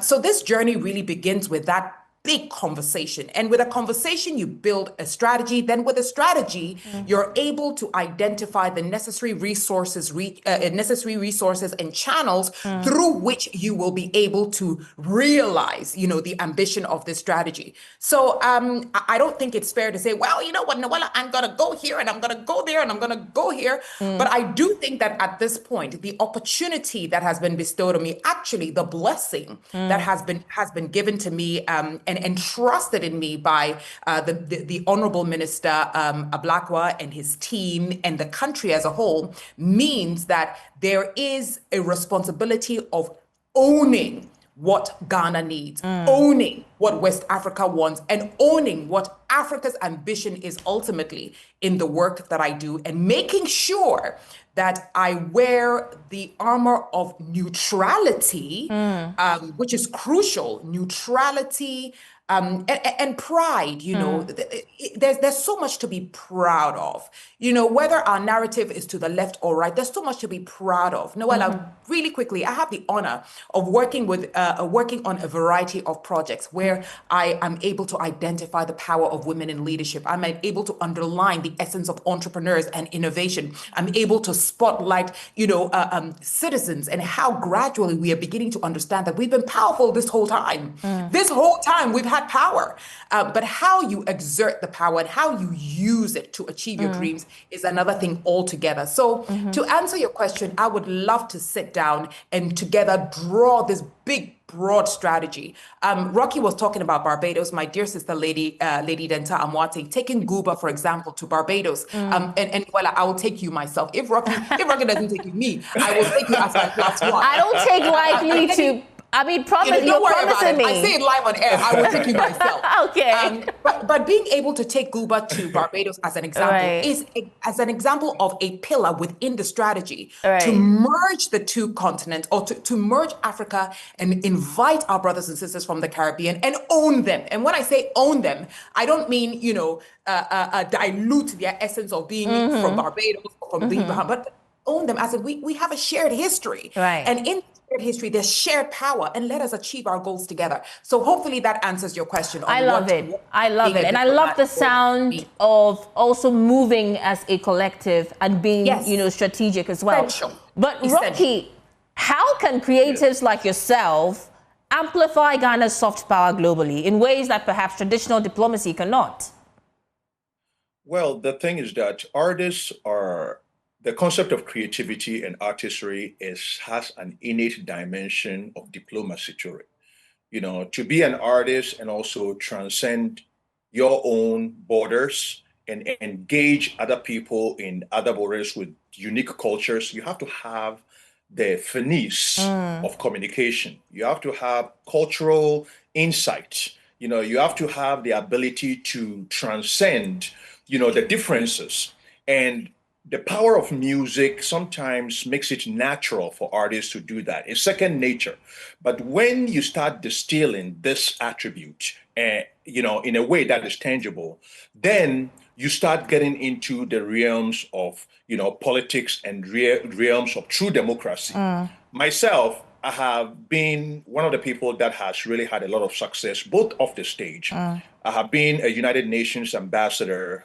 My words and my power of diplomacy has been respected on the highest level. I've collaborated with Secretary Generals of the United States. I've sat on a lot of high-level committees with world leaders, and I've had the opportunity of being trained to understand the power that right now my country is handing to me. So for me, I feel that the creative sector, we should look at it critically as to what is contributed to the country. Because, You know, artists, when you travel, let's say you do a concert in a place, you have thousands of people. Everybody wonders, I like your song, but where is the guy from? Okay, he's from Ghana. They go and Google Ghana. Then all of a sudden, Ghana is in their mind. The next time they're having holiday options, honey, where do you want to go? Well, I just saw this artist from Ghana. He's really cool. Maybe we should go there. That is how many thousands of people have made their decision to choose Ghana as a destination. But they don't come to the airport and tell you this was the inceptional dimension of them making that decision. When I released the song in Ghana, you know, several years ago, it was a huge global hit. I remember walking in the streets from Tel Aviv to various places. People will be calling me and singing in Ghana word to word to word to word. If right now I'm trying to even capitalize what this song has contributed in terms of inspiring the thousands of people who have made it to these shows, it would be immense. It can be, you know, so that's how much power our artistry, the creativity, the creative industry, and then also having, you know, personalities like Ibrahim Mahama. So we are expanding what creativity means. It doesn't only mean we musicians. You know, the sculptors. I mean, when you know, I spend time in Eburi. When you come here, there's an amazing array of sculptors here. But we are losing that craft because the young people don't want to learn from the older people. Rocky, we are having, yes. I am so much enjoying this. I'm so pissed at my own self and time for having to cut you. But we've got about 2 minutes to wrap up. Okay, and 2 minutes. What I'm going to say is that tomorrow I'm doing a big concert in Anumansa, in Elmina.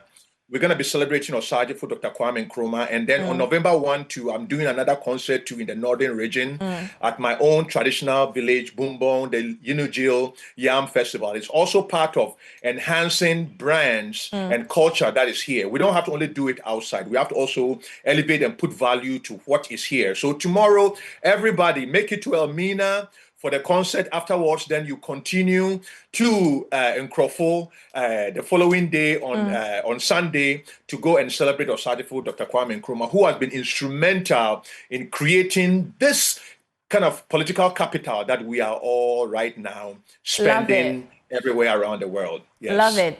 Love it. And we're going to talk a little bit more about the 3 songs you have gifted us with. But Anita, are you working on any project you want us to spotlight? Well, I always have a new project in line, but I think because, you know, you have such a powerful platform, I want to use this opportunity to say, especially to women, especially to girls, because that is where my heart truly beats, and boys as well. But with special focus on women and our voices and our ability, I want to use this opportunity to say that never doubt what your voice can do. Never doubt who you are. Never doubt what your personality carries. Because yes, it's true. I'm Anita Erskine, and I'm having this opportunity. His Excellency, the Honorable Minister, has granted me an opportunity to carry the flag. But you can also do it. You know, so I want to use this opportunity to tell Ghanaians that there's something we have innately within us, and it is passion. Every Ghanaian is extremely passionate, and it is something nobody can take away from us. Continue to use this passion as a fuel, but more importantly, and Rocky said something about losing the gifts, losing the talent. Understand that skill and talent is what forms this grand vehicle. Love it. So be passionate, focus on the skill, etc. But ultimately know that you've got a power within you. Use that power to push your personal and then collective agenda forward. I love it. And to Anita and Rocky, both of you have been so wholesome this morning. I'm absolutely dreading this moment right now, but hopefully we get to connect some other time and really complete this amazing conversation. Well, thank you so much, Anita. We'll do it in Barbados. Of course. Yes. Thank you so much. Wink, wink. Now I'm thinking of coming again. Of course you should. Well, Rocky Dawuni and Anita Erskine, 2 voices carrying Ghana's story to the world. And that's it for our show this morning. But we're going to leave you with a taste of Rocky's latest single, I've Got a Song. And until next time, I'm Noella Karanyali, and this has been E-Corner.